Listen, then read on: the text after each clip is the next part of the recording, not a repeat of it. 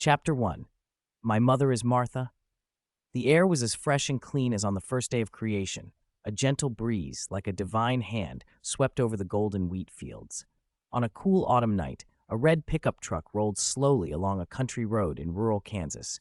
From the endless wheat on either side came the chirping of insects praising life, and fireflies drifted like flecks of starlight.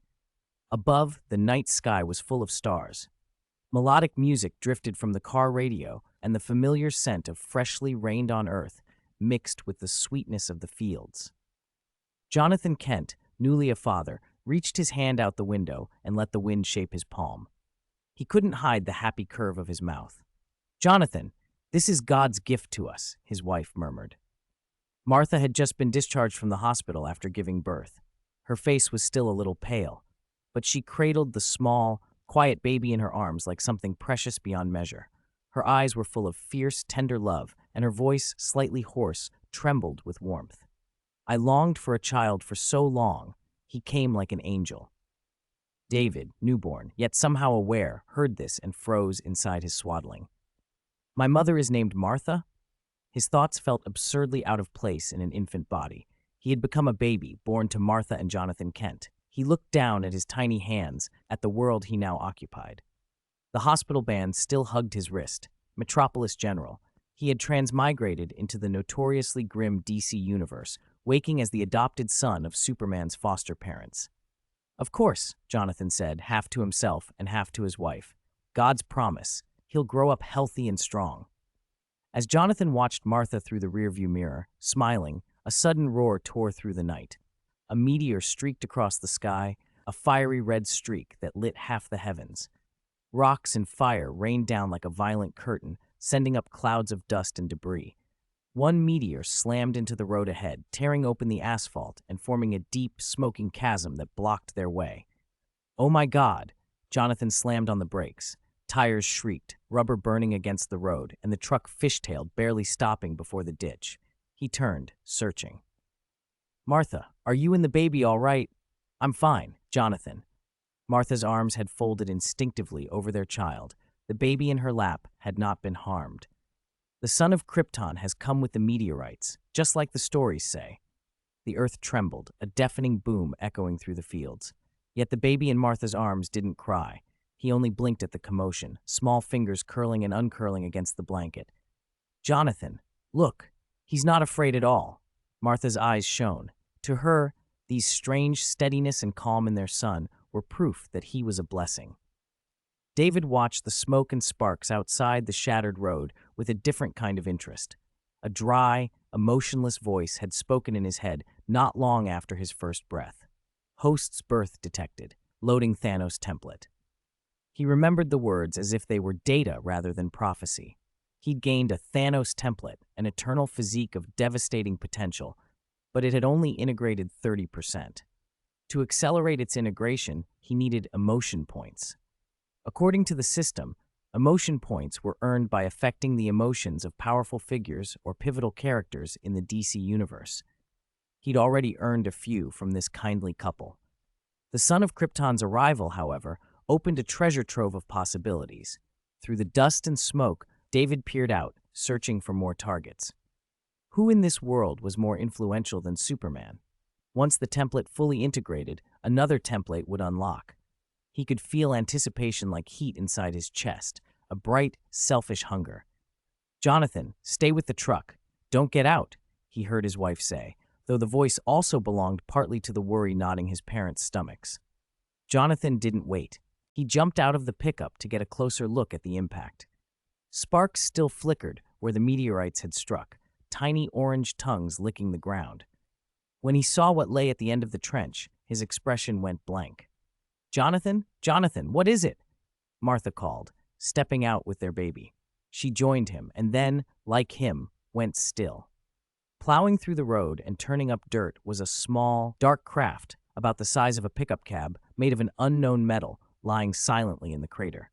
Its hatch was open, and inside sat a bundle of life. A tiny baby with a head of dark curly hair and bright blue eyes, kicking his legs and smiling at the strange new world with an expression utterly unafraid. "The military will be here soon," Jonathan said, voice taut. "They'll seal this off. I don't want us mixed up in that." Martha looked from the small alien child to their own son, then back again. A helpless tenderness rose in her face like tidewater. Adoption, she knew, had always been her hope. She thought of what the soldiers would do: lock the child in sterile rooms, cut off any parental care, treat him like an object of study. The thought tightened her chest. "Leave him?" Jonathan asked sharply. "Martha, think about what they'll do to him when they get here."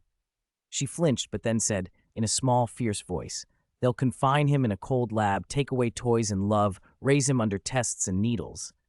"Don't." Jonathan put a hand to his forehead. His and Martha's innate kindness warred with the dangerous reality before them. At that moment, their son in Martha's arms, David, stretched a chubby, swaddled arm toward the lost child in the capsule and laughed, the sound bright and clear. He waved clumsily, delighted. The gesture, absurd and instinctive, looked like acceptance to Martha. "See, Jonathan?" she said, surprise and wonder in her voice. "Our boy likes him. He's telling us to adopt him." 2 votes to 1, Jonathan said after a moment. He wrestled with responsibility and fear, then surrendered to the warmth of his family. He kissed Martha gently, looked at their lively son, then at the lonely infant in the space cradle, and sighed. "All right," he said finally, giving in with a crooked smile. 2 kids. Next year the farm is going to be busy. Chapter 2. A touch of the original flavor from Thanos. "Breakfast is ready, David," his mother Martha called from downstairs. "You and Clark will be late for school." "Coming, Mom." The golden morning sun poured through the window. David, freshly washed, changed out of his pajamas. His short dark hair, sharply defined features, and tall, slim frame made his muscles visible under his skin, clean and controlled like a quiet ancient Greek statue. Too bad. In front of the mirror, David clenched his hand, his bones and muscles stronger than high-density alloy, tensed and flexed. A terrifying force, like a volcanic surge, flowed through him. His skin, quickly thick, shifted to a purple tint, and rigid lines, like ravines carved into the earth, appeared along his jaw, lending an unspoken regal air. He stared at his reflection like a silent king.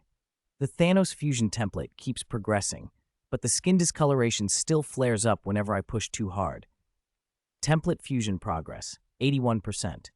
When he relaxed, the discoloration faded. He dressed, then walked downstairs with a hint of helplessness on his face. Is this just to keep a trace of the original flavor, so I know I'm merging with a Thanos template? At least he hadn't grown to be 2 meters and 67 centimeters tall like Thanos, with tiny beady eyes and a bald head the color of a purple yam. David touched his hair and sighed. He was still in high school. He couldn't handle that kind of powerful guy hairstyle. Ding! The toaster popped. The smell of toast drifted through the living room. Thump, thump, light footsteps followed David down the stairs. "Morning, David." His older brother Clark, tall with bright sapphire eyes, came into the room. Feeling thirsty, Clark opened the refrigerator and looked back. "Want a few sips of milk to wake up?" He lifted a large glass bottle and took 2 gulps straight from it. David raised an eyebrow and moved to the dining table, ignoring his overfamiliar brother. "You're not supposed to drink it like that, Clark." Martha quickly stepped in and snatched the cold bottle. "Milk tastes better right out of the fridge," Clark said with a smile, hands raised. The future Superman, only 17 or 18, grinned sheepishly. "Where did our parenting go, Clark?" Martha, who had just finished breakfast, rubbed her temple. Over the years, a few lines had quietly formed at the corners of her eyes. "Hurry and sit down, David, or you'll miss the bus." "Morning, you 2 sleepyheads." Jonathan, gruff and covered in hay from feeding the cows, entered the house, shrugged off his coat, and draped it over the sofa. He took the milk from Martha's hand and, like Clark, took 2 big gulps. His actions mirrored his son's just moments earlier. "Right? I know where the parenting went," Martha replied dryly, covering her face with a hand. "Since we got the new sofa, I told you to brush the hay off outside after feeding the cows, Jonathan," David said calmly, taking the bottle from his father to pour himself a glass and biting into a warm piece of bread. There was indeed a bit of hay on the living room couch. "Next time, I'll remember," Jonathan said, scratching the back of his head with an embarrassed grin. He pulled out a chair and sat down, clearing his throat. "Actually, I was wrong to pick that fabric sofa. We live on a farm." At least in this Kent household, someone cares about cleanliness, Martha said, not angry about the hay but pleased. She pressed a hand to the younger son who had defended her, smiling proudly at both boys. Clark covered his face, embarrassed. He couldn't deny that, raised on a farm, he and his father were less fastidious than David. From Superman Clark's helplessness +3, a little stream of information flashed past his eyes. David didn't even blink. He chewed his toast. He had to admit, sharing a home with Clark, who was in many ways a walking goldmine, had helped the Thanos Template fuse much faster, giving him strength beyond imagination. For the Kents, David had come into their lives first, but the son of Krypton had traveled across the cosmos before arriving on Earth, and therefore looked older than David, who had only been a few days old when found. So the son of Krypton became the older brother, and David the younger. "What are you looking at, Clark?" David asked. Martha sat and sipped her milk, noticing her elder son staring at a slip of paper while eating, a smile curving his lips as if lost in pleasant thought. "A permission slip?" Clark fumbled to put the note away. "Permission slip for what?" Jonathan, jam knife in hand, looked up. "School football team. Tryouts this afternoon." David, who went to the same school and class as Clark, added casually what Clark would have said anyway. "Clark's trying out for the team." At that, the kitchen fell quiet. Only David continued to chew. Martha hesitated, exchanging a look with Jonathan. "Is something wrong? I mean, I used to play on the school team." Clark felt a chill run through him and looked to his father, head of the household and once a football player. "But you're different, Clark. We all know that." Jonathan's tone grew more serious, though he tried to stay gentle. "When you were little, you lifted our pickup truck with one hand." It had happened one day when Clark was 7, working on a car. The jack slipped and the car, weighing over a ton, threatened to fall. Clark, innocent and unthinking of danger, had lifted it like a plastic toy to move it out of the way. But Jonathan didn't see that David had reached from the other side and helped. For both boys, that weight had been trivial. "On the field, I'll do my best to hold back my strength," Clark promised, trying to sway his parents. "The charm of sports is the thrill of competing and pushing yourself," he went on. David feigned puzzlement. "I don't quite get it. Dear brother, by joining the football team, what do you hope to experience exactly?" American football demanded full-force physical contact, running, colliding, tackling. For someone like Clark, whose body was far stronger than an ordinary human's, everything would require careful restraint. "Father, I promise I'll be careful." Clark heard the same dear brother tone again, but it couldn't soften the knot in his parents' eyes. He felt frustrated. Other families fussed over younger children. His family worried more about the older son. David always lectured him that it was for his own good. "I know you will. But what if? What if an accident happens?" Jonathan had played the game and knew how often people bumped into one another on the field. How could an elephant charge and never hurt a flock of kittens? Hearing the concern in his father's voice, Clark slumped. It always came down to, what if? How could he argue with that? "Father, I've had enough." He raised his voice, no longer able to hold it in. "I'm tired of avoiding everything, sitting at the edge of campus reading while everyone else does stuff. I want to do more. I want to be like everyone else." Thank you all for collecting and following. I'm rushing to sort out the plot, and once the contract is signed, I'll start updating twice a day. Chapter 3, 17 years old and scared. Clark suddenly poured out long-suppressed feelings, and his parents were left speechless, unsure how to comfort him. "Son?" This had been a subject in the Kent household for a long time. They hoped their boy could keep a low profile, dreading the day government agents might knock on their door and take him away.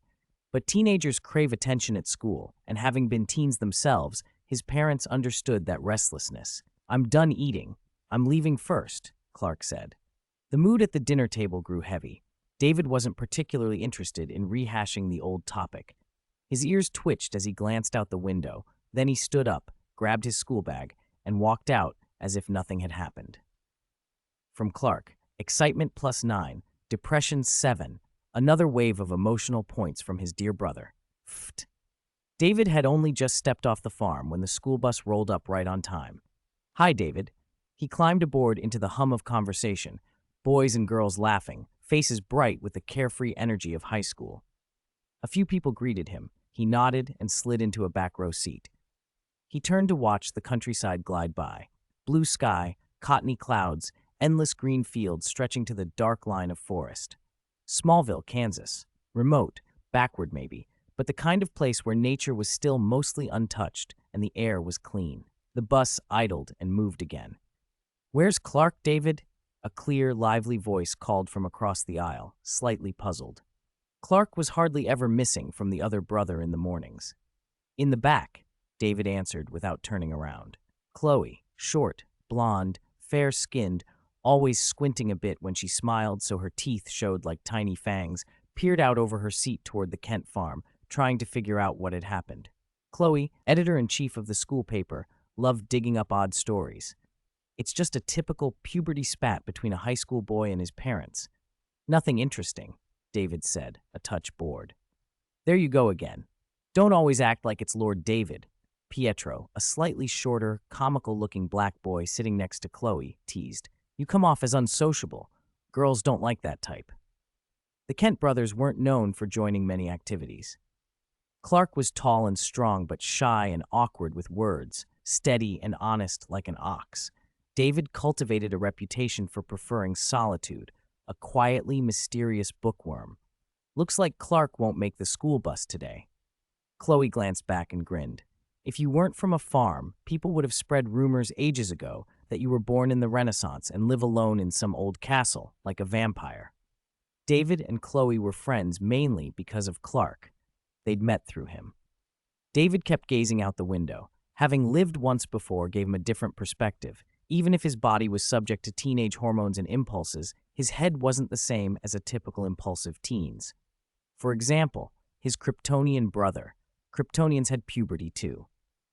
He sighed inwardly and shifted his eyes to the front of the bus, where a boy and girl sat together, whispering and laughing, close and comfortable. Lana Lang, sleek black hair, a slightly upturned nose, a pretty face, captain of the cheer squad. She wasn't loud, but plenty of guys liked her. Her boyfriend was a handsome blonde, the football team's star quarterback. The star quarterback and the cheer captain dating? Surprise of the century, David muttered inwardly. If only shy Clark, who could barely talk to girls, could somehow pry Lana away from Whitney, that would be front-page material for the Torch newspaper. Chloe chuckled at his expression. "We all know that's impossible." A crush is hard to hide. Chloe and Pietro had both noticed Clark's obvious interest in Lana, zoning out in class, staring after her in the hall, getting nervous and flustered whenever she was around. As people who'd grown up together, they'd seen it all. "Too bad the young Superman is blinded by hormones," Chloe said. Clark wanted to join the football team mainly because Whitney was the captain.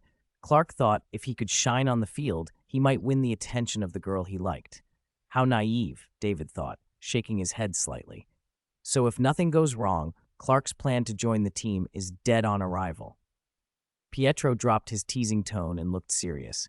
He leaned in and whispered, "David, what about you?" "I already said I'm not joining the team," David replied. He had no interest in playing roughhouse with a group of football players who acted like arrogant gorillas while he had to constantly hold himself back. "But it's the only way," Pietro hissed, eyes showing unease. "What way?" Chloe asked, confused. "Pietro, why are you suddenly talking like a thief?" He glanced nervously toward the front of the bus, where some loud football players were sitting, as if afraid they might overhear. "You're a girl, you wouldn't know, Chloe." "What are you two talking about?" someone asked. Pietro swallowed and leaned closer. "We want to avoid becoming the Scarecrow." "Scarecrow?" Chloe echoed. "It's a tradition on the football team," David explained with a rueful smile. "Before a big game, they paint an S for Smallville on someone's chest and hang him up like a scarecrow. It was supposed to be a morale ritual, the kind of brutal hazing boys invent to feel macho." "I always underestimated how barbaric football players could be," Chloe said, frowning. "That's why Clark and I thought about joining the team," Pietro said. "If we were on the team, if we were their guys, they wouldn't pick on us." He looked at David with a mixture of warning and pleading. "You can still smile, David. If Clark becomes a target, Whitney might come after one of you two brothers." This wasn't idle scare talk. High school dynamics were like that. Jocks were idolized. Bookish kids, however excellent, were still bookish and often the first targets of bullying. Two quiet brothers from a farm with good grades already stuck out. Clark's crush might make Whitney take it out on you, David, Pietro muttered. Stupid Clark, David thought, rolling his eyes privately.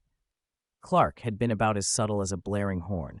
Even if he seemed dull and tongue-tied, his height, strength, and looks made him a threat to any campus star, especially since Lana, even with a boyfriend, treats Clark differently than the others. Jealousy doesn't come easy to a campus star used to getting everything. Pietro kept whispering, trying to persuade David to join the team. Whitney, who had been chatting with Lana, glanced back briefly as if he'd heard his name. His gaze lingered on David for a beat, cold, unreadable. Then he turned away. David raised an eyebrow. Was that a threat? Should he be worried? 17 years old, built like Thanos. Am I supposed to be afraid of a little high school bullying? Chapter 4. Clark, I'm embarrassed to expose you. His parents still hadn't agreed to let him try out for the football team. Clark slung his backpack over one shoulder, feeling deflated, and stepped out the door. On the dirt road in front of the Kent farm, deep tire tracks bisected the ruts where the school bus must have passed. By now, it was probably well on its way to Smallville High. I can't show anything odd when people are around, he told himself. At least not if no one sees it. He smiled faintly, shouldered his bag, and in the blink of an eye he was gone, blurring from the yard and streaking through the cornfield so fast the stalks parted like waves. From above, the green rose seemed to split as if by an invisible hand. The bus, delayed only briefly by the driver stopping to help a stranded motorist that morning, rolled smoothly to the school on schedule. Students stepped off and headed across the campus in small groups. Clark's eyes lingered on a faded, weather-beaten sign out by the road. Welcome to Smallville, the meteorite capital of the world. More than a decade before, a shower of meteorites had struck the town, bringing with it both disaster and an odd kind of opportunity. Locals had tried to turn the town's new claim to fame into a tourist draw. Judging from the single main street and the low-slung buildings, the boom hadn't exactly worked out. Clark let the sign recede from view and pushed his hands into his pockets as he walked beneath the cherry blossoms of spring. Smallville's meteorites were, of course, kryptonite, the radioactive remnants that had come to Earth with the sun of Krypton. Everyone knew the legend. A tiny green stone could sap strength, bring pain, and over time be lethal, even to someone powerful enough to move continents. The town had an embarrassing abundance of the stuff. You had to be careful where you walked. It wouldn't surprise Clark if someone in the future could find kryptonite just by luck. That thought made him grimace. The bus doors opened, and Chloe and Pietro stepped down. They caught up to him as he reached the campus. "Morning," Chloe called. Clark, wearing jeans and a familiar thick blue flannel, shouldered a stack of books and tried to look like he'd just gotten to school early. "I thought David said you'd still be on the bus." Chloe blinked, alert. How had Clark, who'd missed the bus this morning, managed to get to school earlier than them? "I took a shortcut," Clark said casually. "Left early. David didn't see me." Clark couldn't forget how his brother's single line that morning had ruined his plan to press their parents about the football tryouts. Even without David's remark, his parents probably wouldn't have agreed, but the comment had been the last straw. Clark draped an arm over David's shoulder, grinning as he ribbed him, only to find David expressionless. David lived with him. He saw the small things Clark tried to hide. No one else knew how Clark managed what he did, but his brother did. Fortunately, David hadn't exposed him, at least not today. Clark relaxed a little, watching his brother's back as David walked on. There had never been a competition between them. Being different didn't create resentment in their household. Still, the difference also didn't buy Clark many advantages, and that thought made his smile fade. Suddenly, weakness hit him like a cold tide. His knees buckled, and his books flew in a scatter across the pavement. He went down hard. Whitney and his girlfriend Lana were passing and shot him a disdainful look. Lana stopped, partly out of politeness, and helped him gather the fallen books. Holding one, she grinned. "Thus spoke Zarathustra, Nietzsche?" Clark tried to steady his breathing and glanced up. Around Lana's throat hung a green crystal on a delicate chain. David's gaze flicked to it the instant he saw it, then away, his expression unreadable. "Clark, are you ordinary? Or a Superman?" Lana teased lightly, not meaning to wound. She held the book as if it were a joke. Clark turned his face away, cheeks flushing. "I don't know," he mumbled, not daring to meet her eye. David watched, sympathy in his face. He could have joked about carrying a piece of kryptonite around as payback, but he dropped the idea. Clark already had it rough. Crushing on Lana was bad enough without a literal green rock making him collapse whenever she walked by.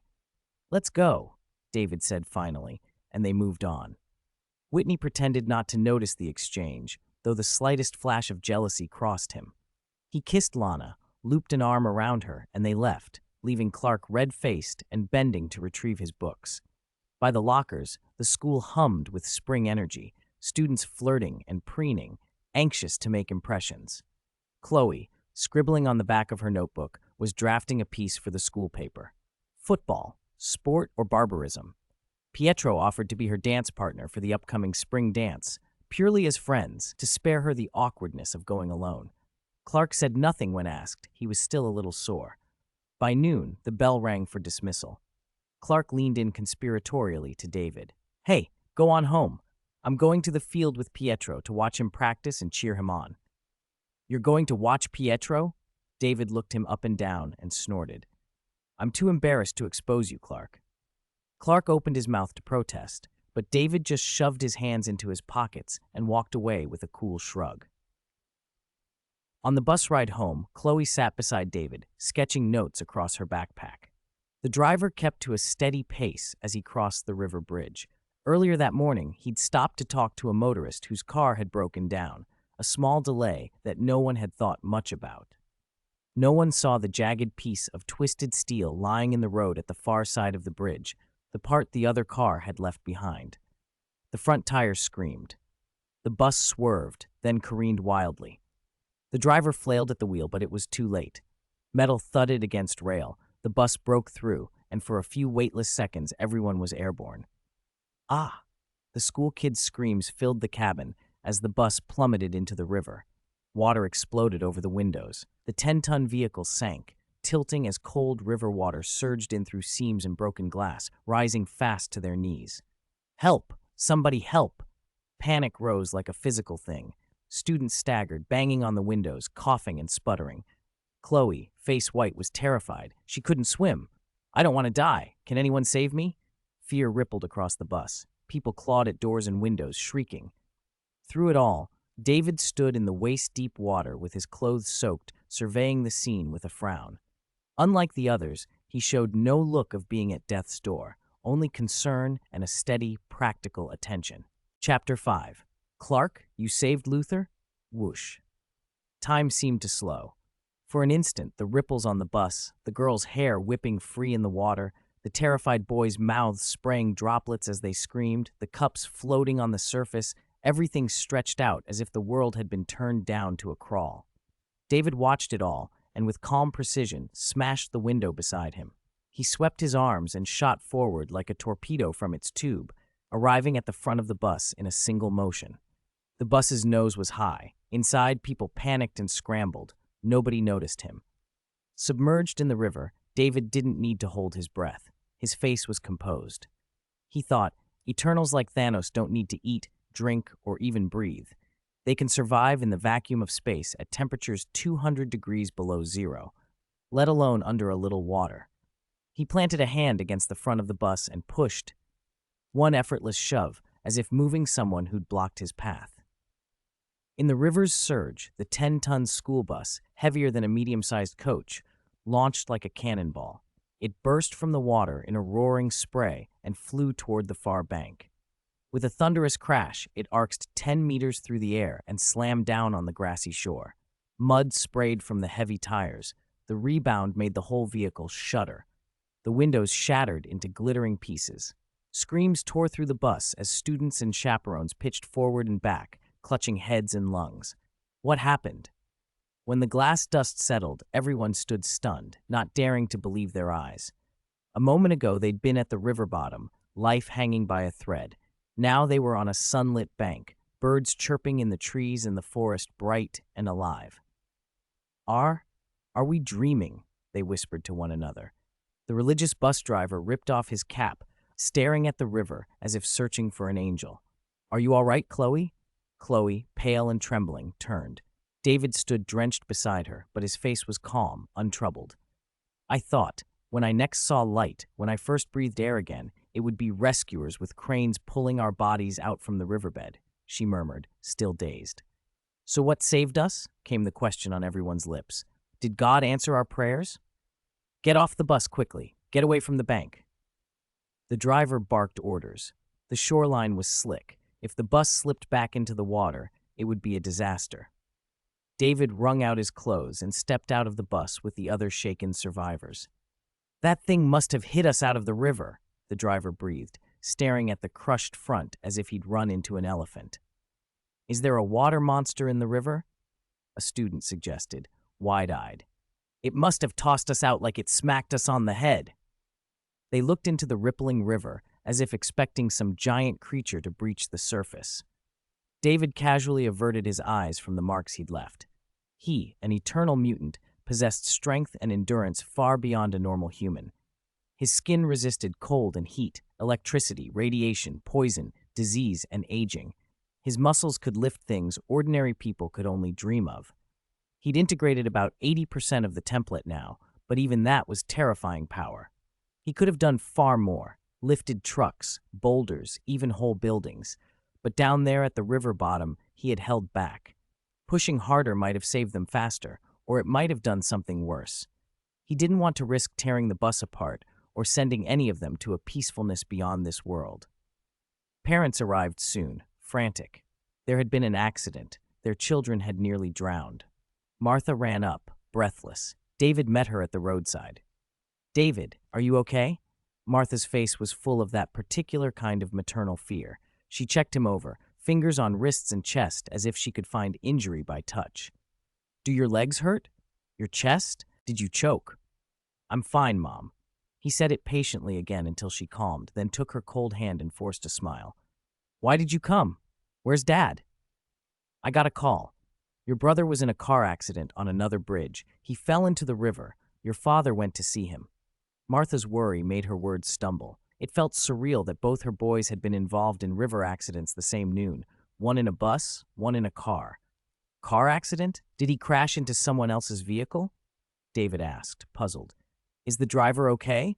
Do we have to pay for damages? Martha hesitated, then said with helpless pride, Clark is your brother. I know, David replied, but if a truck tried to smash him, would his body even break? He spread his hands lightly. If his brother weren't dead, a little sunbathing would fix most things.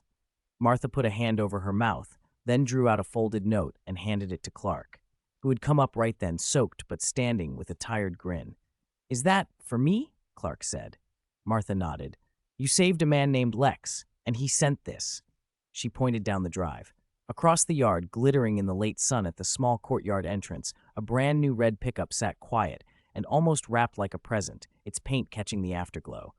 Clark's face lit up. You're serious? A new truck? He beamed. Mom, we finally have a new car? Martha shrugged in awkward pride and handed the note over. Clark tore it open and read it aloud, grinning. Dear Clark, drive carefully. Don't be like me. Thank you so much for yesterday. Lex Luthor. Clark imagined already how he'd drive to school in that truck and how Lana might notice him. David, who hadn't paid any attention until now, read the signature and froze for a beat. He raised an eyebrow. Wait a minute, he said to Clark. You saved Lex Luthor? Yeah, why? Clark looked back at his brother, puzzled by the expression.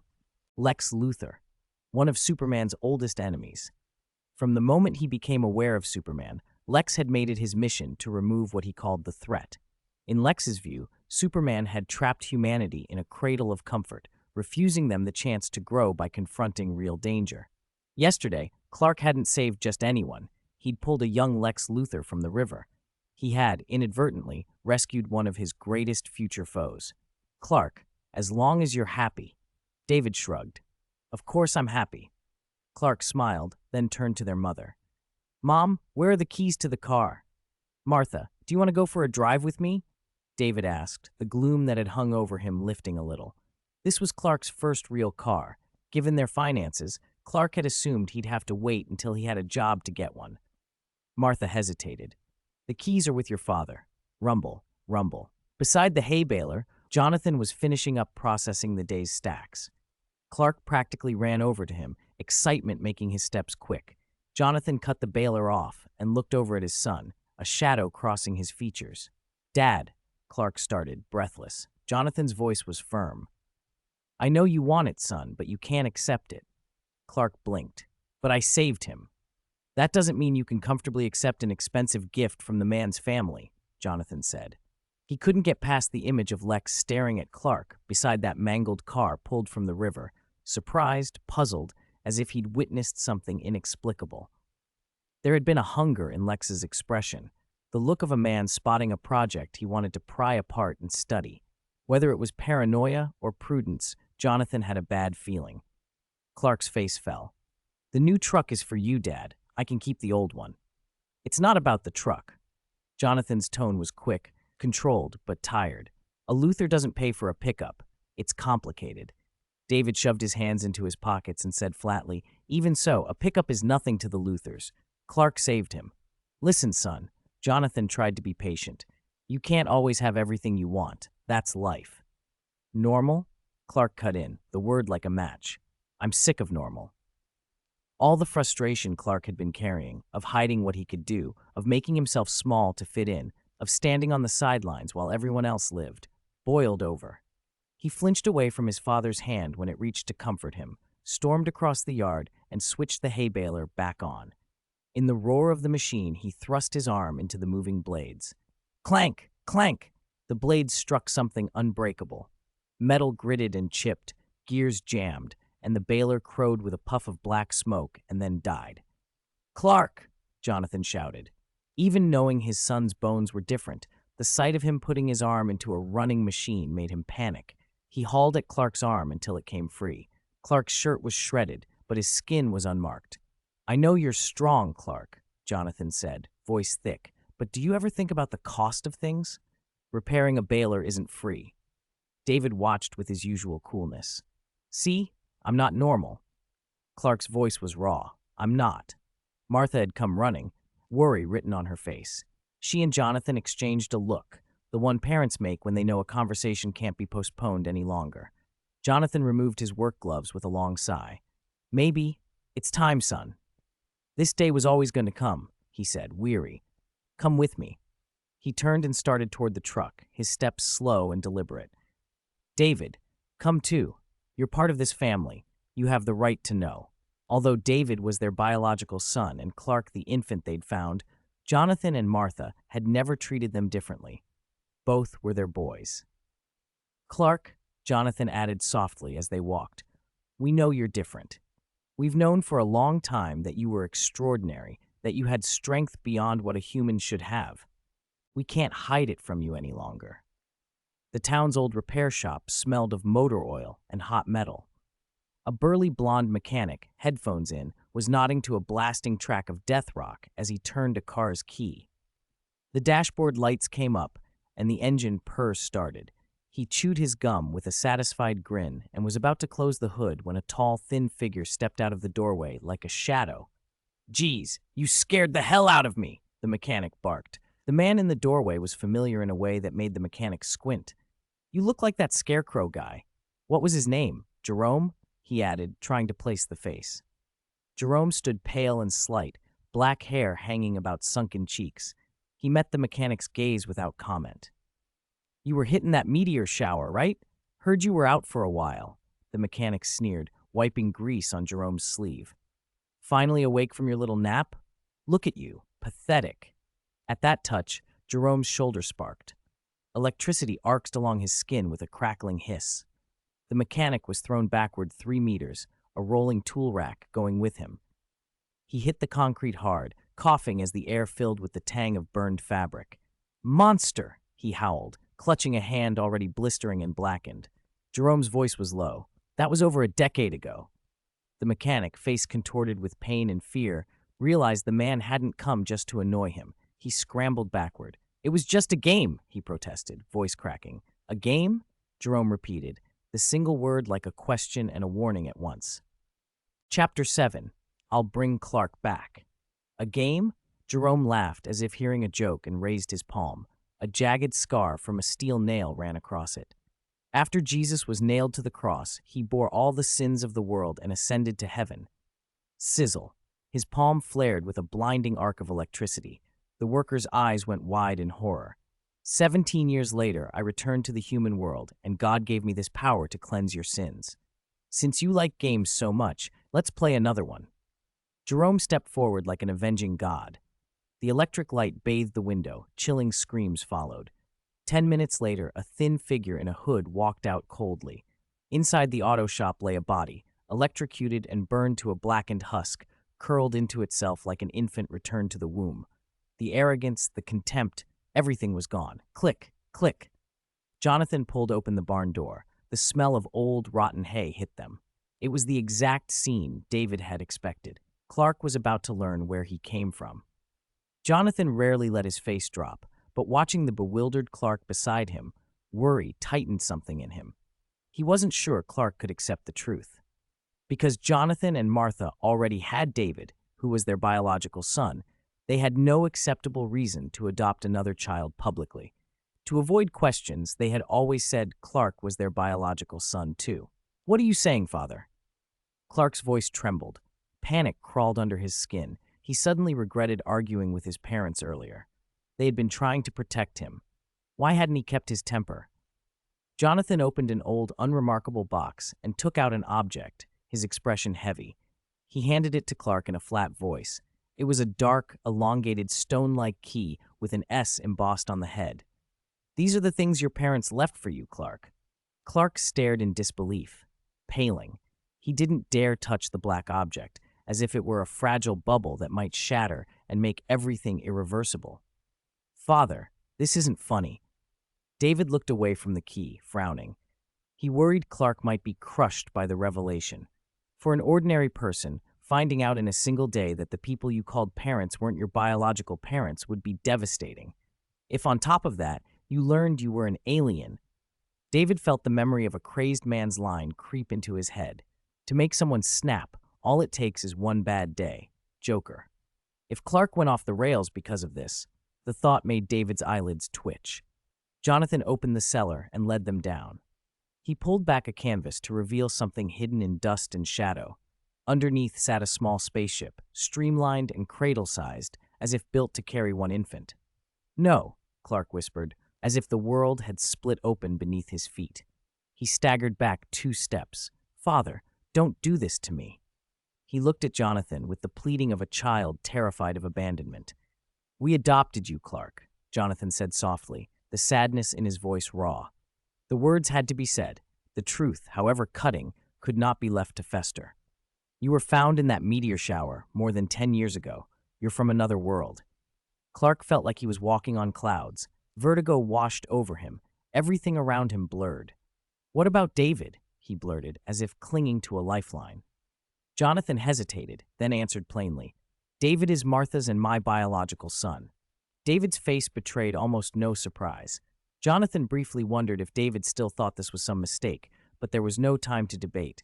Clark's reaction took over the moment. No! No! Clark's voice broke into a roar, a wounded animal tearing against his bonds. Red flooded his eyes. He spun and ran, desperate to escape the truth. He moved faster than sound, a blur as he shot out of the cellar and vanished. Son! Jonathan called, but he was human. How could he possibly catch a Kryptonian? He stood at the barn door, helpless, the empty space where Clark had been matching the hollow feeling in his chest. Clark will figure it out, David said, but his voice wavered.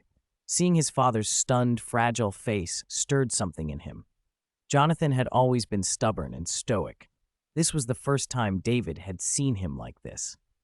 David stepped forward and put a hand on his father's shoulder, trying to anchor him. I don't think he'll abandon our family, David added.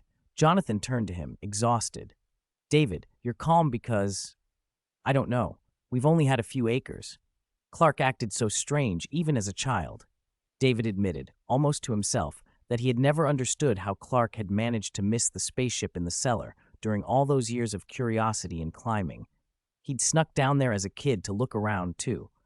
Jonathan sank onto the cellar steps and patted David's shoulder, looking tired but proud in a way that unearthed years of worry. Where Clark came from, whether he's an alien, that's not what matters. He's our family. He's the brother who grew up with you. Don't blame him for reacting so strongly. He just needs time. I'll go find him, David said, getting to his feet. Jonathan hesitated, then warned, if Clark doesn't want to come back right now, don't force him. David nodded. He agreed outwardly, but privately he scowled at the thought of leaving Clark alone in that state. If talking didn't work, he told himself, he'd do whatever it took to bring Clark back, short of breaking him. A firm punch to the face to bring him to his senses, if necessary, he thought with grim resolve. The bar was a riot of flashing lights and pounding music, a place designed to drown thought. Clark drifted in like a ghost, numb and wanting only to get drunk enough to forget. When he held up his ID, the bartender frowned. You're only 18. State law won't let me serve hard liquor. Anything, Clark said. Beer. Whatever. The bartender handed his ID back and poured him a beer. Around him people danced, shouted, and played drinking games. The noise and joy meant nothing to Clark. He felt hollow, like a lone wolf cut off from its pack. An ache of dislocation had settled in his chest. Was everything about his life a lie? Memories unreeled, scenes with his parents and his brother. He had always been different. The way he could lift things others couldn't, the way he never seemed to get hurt falling. Now he knew why. He wasn't their blood. He wasn't even from this world. The name on his ID, Clark Kent, shouldn't have been his at all. His real name would have been strange and unpronounceable to Earthlings. Among billions on Earth, he had no kin. He had no home. Why? He thought, hands clenched until his knuckles turned white. He imagined his mother's apple pie, the easy bickering with his brother on the school bus, helping his father with chores, small, ordinary certainties he wanted back. Why did it all have to break at once? He had only begun to stew in that hot, bitter place when a hand landed on his shoulder. Clark, someone said. He turned to find Whitney and a couple of teammates closing in, beers in hand, smiles sharp as teeth. Clark? Drinking alone? Whitney draped an arm over his shoulders in a mock-friendly gesture, but it was a press rather than an embrace. Whitney, don't, Clark said, already raw. He should have flinched when Whitney tightened his grip. Instead, his body felt oddly immovable, like steel. Years of being raised by Jonathan and his wife had lodged a reluctance to hurt others deep in him. He pushed Whitney's arm off without striking back. Whitney's grin widened. I've got news for you. A beer tipped and spilled as Whitney announced, You're going to be this year's Scarecrow. He signaled the other boys forward. A laugh went up from somewhere near the dance floor. Whitney shoved at Clark as if to see him fall. Clark did rise, angry, hands balling into fists, but suddenly felt a hot, nauseating weakness. Whitney's jacket collar ripped open, a green crystal hung at his throat, and a wave of pain rolled through Clark. The light in the room seemed to dull. Veins stood out green under his skin. He could hardly breathe. Whitney laughed as Clark crumpled. What's the matter? Jealous of my girl? With the football championship coming up, Whitney had Lana's meteorite crystal necklace around his own neck, the one she'd given to her boyfriend for luck. Clark stared, panting, helpless. Whitney used the moment. He looped the necklace over Clark's head with a sneer. There, close enough to Lana for you. He and the others hauled at Clark, planning to drag him out the back. Let's take him out to the cornfield, Whitney said. Teach him a lesson. Where are you taking him, Whitney? A voice asked with cool calm. David stepped forward from the dim end of the bar, hands in the pockets of his brown jacket. Whitney blinked. Then he smirked. Looks like you're coming along. Good timing. Clark, dazed and reeling from the kryptonite's burn, stared at his brother. David, don't, he managed, voice hoarse. You can't. Whitney's crew moved in, but David didn't seem to flinch. He watched them, unhurried, and said, I overthought you, Clark, with a faint lift of an eyebrow. Then the boys attacked. Two large teammates lunged like wolves, fists swinging. The crowd quieted. Bar fights were entertainment here. But David moved as if in a different speed. He stepped aside with almost lazy ease, then answered with two quick blows. One of the boys doubled over, eyes wide. The other crumpled as if struck solidly in the head. People in the bar whooped and clapped in surprise. Wow, nice! Whitney's mouth dropped open. This wasn't the lanky, bookish brother everyone expected. Clark watched, stunned, as David flowed through the group, dodging, countering, wrists snapping like webbing. 3 attackers went down under a handful of precise hits. Whitney, clutching his ribs, scrambled up and charged, only to be kicked aside like a child, left gasping on the floor. David reached Clark and pulled the kryptonite necklace from around his neck. "If I had to use more than normal force, your skin would show," he said quietly. "But for these idiots, that's not necessary." The bar fell back, giving him a wide berth. Even the owner, annoyed at the disruption, didn't step in. David shrugged and tucked the necklace into his pocket. Clark's face had gone pale. Green veins stood out at his throat where the crystal had rested. He had never known his brother could move like that. "Where did you learn to fight?" Clark asked in a thin, incredulous voice. "On TV," David said simply. It was the most Clark could have expected and the least satisfying answer, but it was enough. He blinked, relief and exhaustion washing over him, and after a few breaths he slid into unconsciousness. David gathered him up with a strength that seemed casual and surprising for someone his size and carried him out of the bar. The crowd parted and murmured as they went. Outside, under a cold moon, David walked them down an empty road. Clark stirred, blinking awake on his brother's shoulder. He snapped his eyes open as the reality of home pressed back into his skull. "Put me down, David," he said, struggling. "I don't want to go back." There were things happening at home, too many words left unsaid, too much that he couldn't face right now. He could not go back yet. I'll make it up later," he told himself, even as David kept walking toward the house he had always known. Chapter 9. I Mean It For You. Clark after Clark and David left. Whitney, who had been knocked to the ground, and a few of the football players struggled to their feet. They had swarmed one person and couldn't even grab his clothes. Under the crowd's jeers, they helped each other up in embarrassed silence and slunk away. Not long after, a slender figure stepped out of the bar and watched the players walk off, cold light in his eyes. "No rush. There's plenty of time," he murmured, then went back inside and resumed his drink. His gaze drifted over to a burly man hitting on a girl in the corner with the blank look of someone watching a corpse. The plan could not be derailed. Jerome thought of the high school spring dance tomorrow night. In past dances, he'd blended into the background. This time would be different. He would be the one who dazzled everyone. Outside on the dim road, David carried Clark slung over his shoulder. Clark woke weakly and tried to slide off. "Put me down, David," he mumbled. "I don't want to go back." He still hadn't worked out how to face his parents. David rolled his eyes.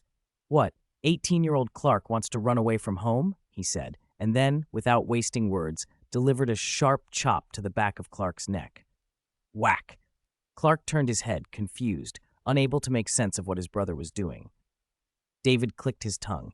Freed from kryptonite radiation, Clark was recovering quickly, even without sunlight. David's next chop landed with terrifying force, the kind that could split a tank, and the air shuddered outward for more than 10 meters. The roadside weeds bent and shivered. Clark's eyes rolled back. He went limp. "Done," David said, carrying him toward the farm. At the doorway, warm light spilled from the house. Jonathan and Martha stood waiting, worry on their faces. Before going inside, David drew a small, green glowing kryptonite pendant and held it close to Clark's face like a prop, letting the faint radiation sicken him enough to make his features hollow and weak. Clark's expression in the ruse turned pale and pained. Satisfied, David put the necklace away. Kryptonians are only in mortal danger from kryptonite after months or years of exposure, he said aloud as if to reassure himself. A little show tonight is nothing. Besides, I'm doing this for your own good, Clark. He definitely wasn't keeping score about Clark's discomfort. "Oh my goodness, David, what happened to your brother?" Martha cried when she saw him. "Clark, how did he pass out?" Jonathan asked, incredulous.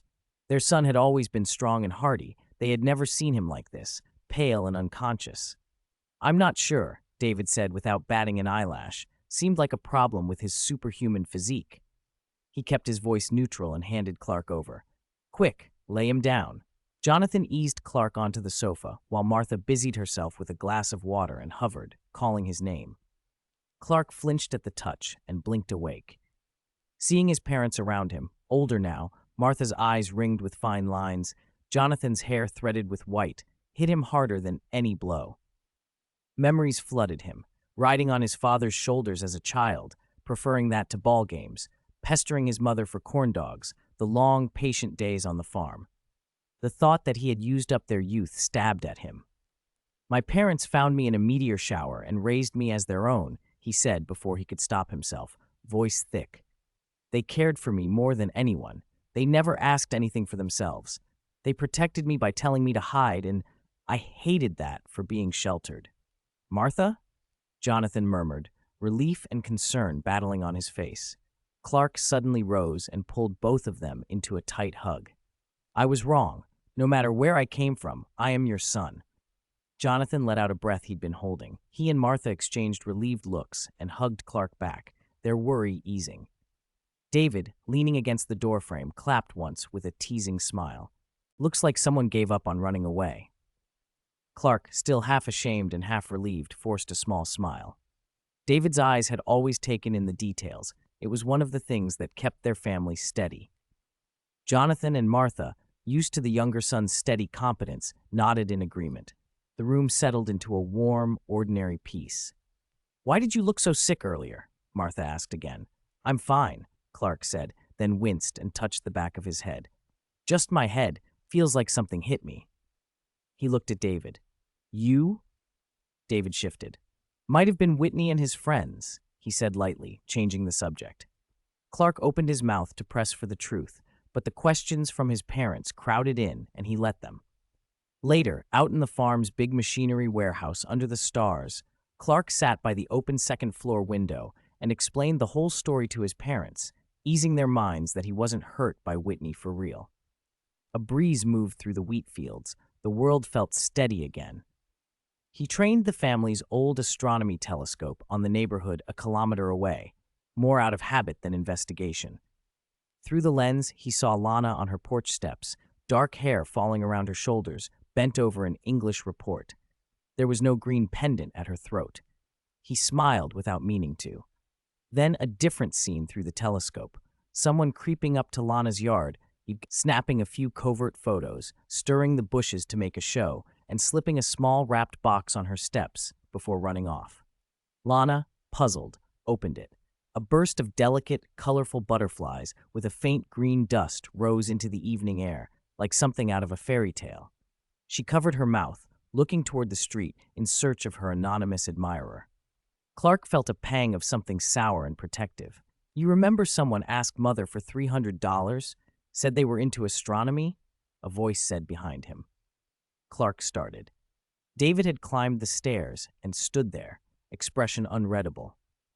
"Honestly, when I first saw you pointing that thing out the window, I thought you were searching the stars for your real home and feeling lonely after learning about your origins," he said, then looked at the telescope, aimed not skyward, but at a particular porch, and raised an eyebrow.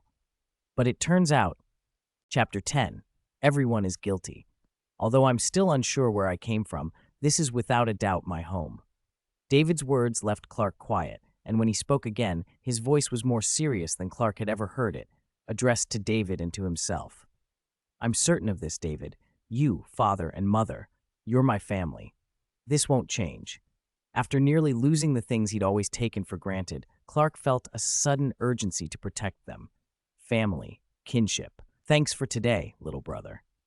Don't think a few kind words will stop me from telling Mom what you've been doing with that thing all day." Clark, normally reserved, had surprised himself by being so direct. David wasn't used to it. He fell silent for a moment and looked out toward the distance.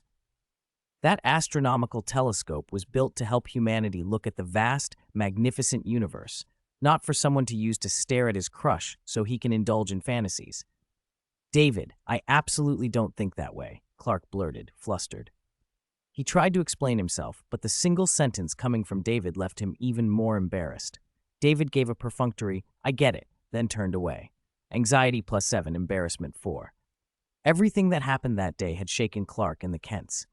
David, in turn, gained a lot of emotional points. His fusion level edged a little higher. Template fusion degree 81%, 83 then. The further along the template you went, the harder it was to improve fusion, but each point brought stronger power than before. A warm breeze swept over Smallville High. Sneakers clattered in the halls, girls whispered and giggled, and boys puffed themselves up talking to their friends. The students' faces were alive with excitement. Tonight was the spring dance. "You didn't ride the bus with David again this morning, Clark?" Pietro asked. "Something happened. I saved someone, and they tried to give me a gift I couldn't accept," Clark said, "so I went to return it." He'd obeyed his father's instruction that morning, gone to the Rex estate, polite small talk with Lex Luthor, and then returned the pickup truck. Pietro pressed, curious. "What gift?"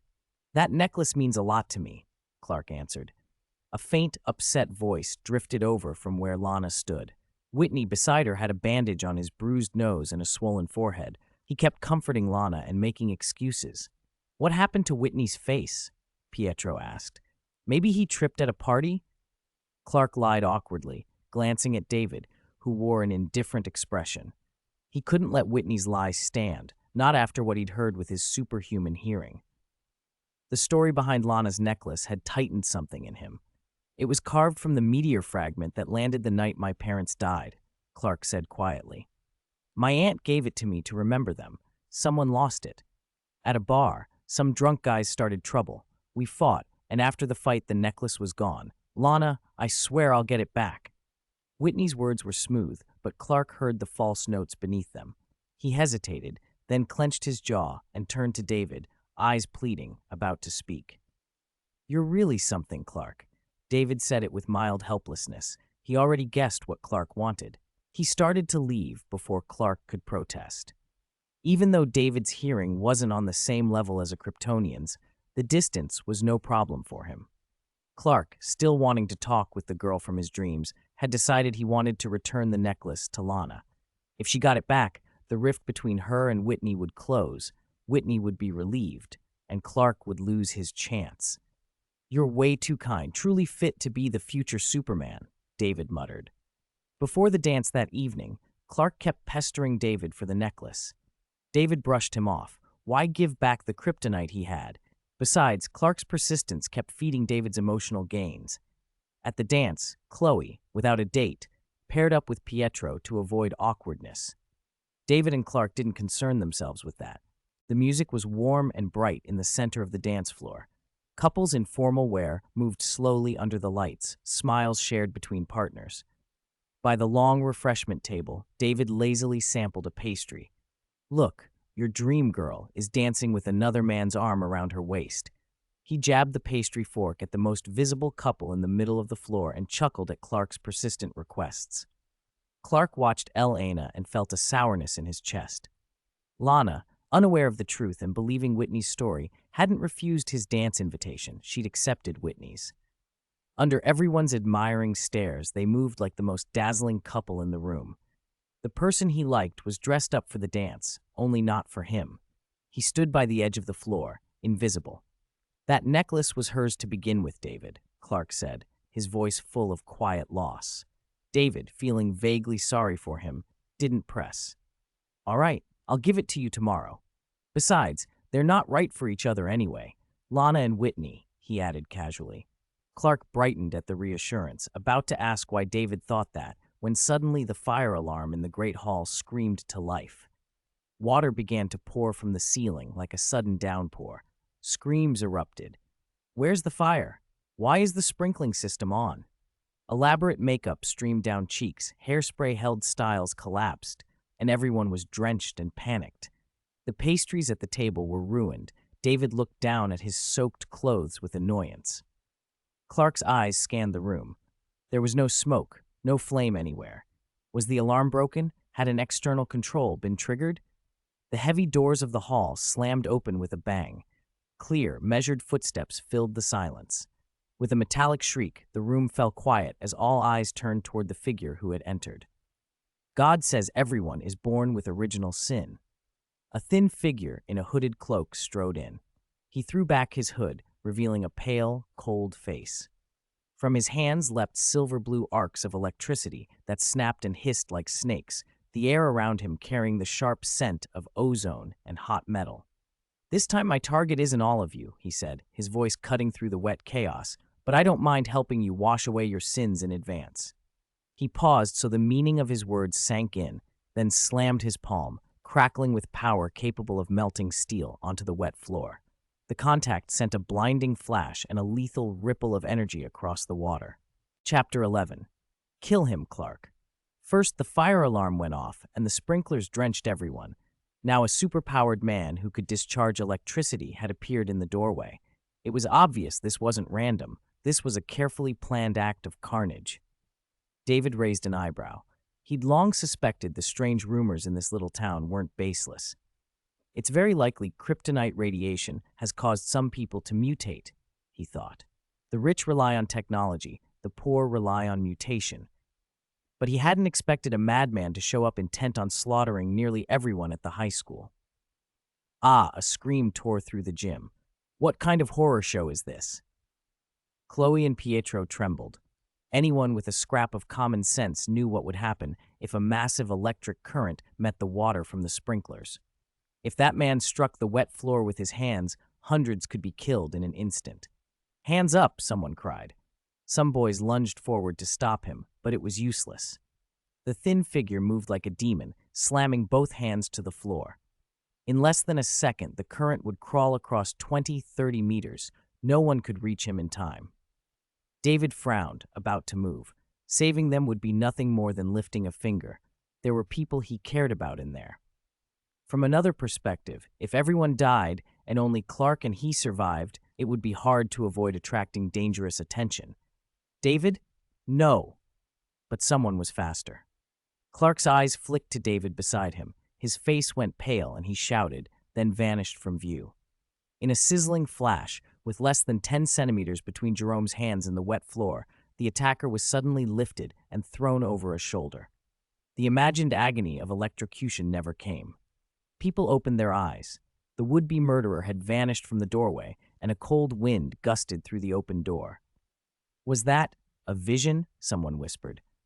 Those who'd run forward to stop Jerome hadn't seen what had happened. Clark had moved too fast for the eye to follow, leaving no afterimage. David let the snack in his hand fall slowly and felt a small relief settle over him. It seemed Clark still had hope. He hadn't completely lost himself. His brother hadn't abandoned his family for a girl who already had a boyfriend and who treated other boys differently. Still, how would Clark handle this? Mess it up, and the whole affair could bring trouble down on the family. David frowned, stepped back, and slipped away, disappearing from where he'd been standing. Everyone in the gym gaped, shaken, and searching for the two missing brothers. "Where did David and Clark go?" Chloe panted, pressing a hand to her chest. "They were right here," Pietro said, glancing around. "Maybe they got bored and left while we were dancing?" It didn't make sense. Chloe had seen them both earlier. Had she misremembered? Outside town, on an empty road, Clark shoved Jerome down and slammed him onto the pavement. "Do you know there were hundreds of people in there?" he demanded, furious. He threw Jerome off his shoulder and planted him on the ground. "You could have killed them." "Why am I here?" Jerome blinked, looking at his own hands and then at his surroundings. He hadn't meant to kill those sinners. How had he ended up on a side road? He looked up at Clark, suddenly alert. He had seen this man before.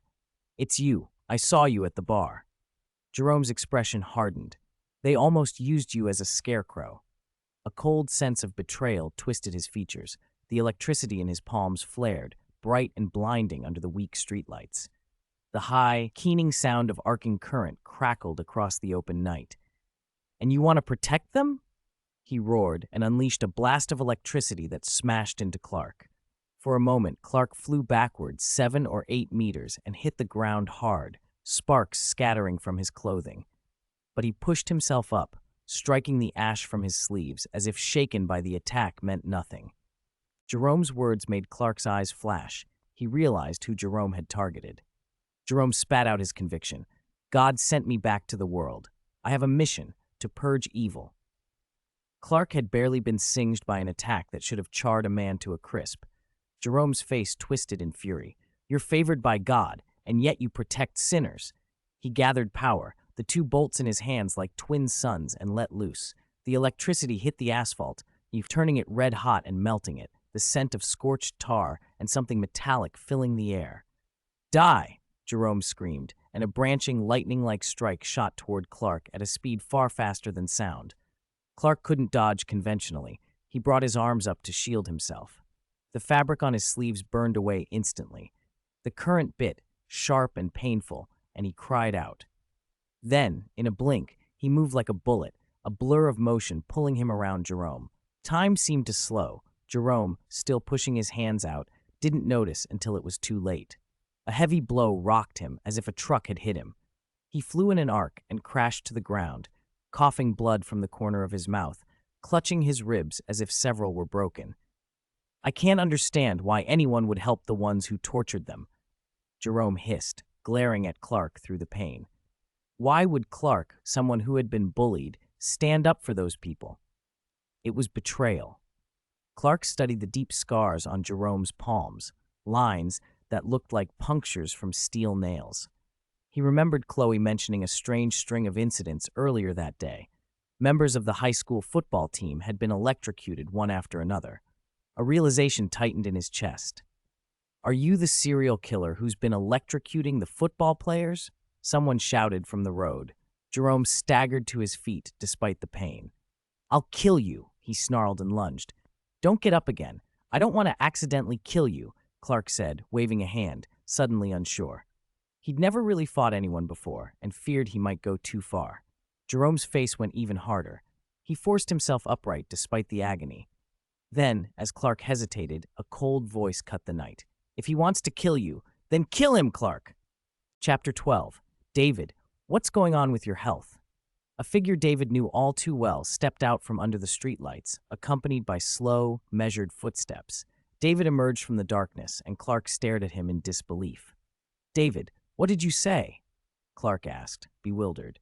He couldn't understand how David had gotten here so quickly. He had deliberately driven Jerome out of town to this place. Even by car, it would be impossible to get back here so fast from school.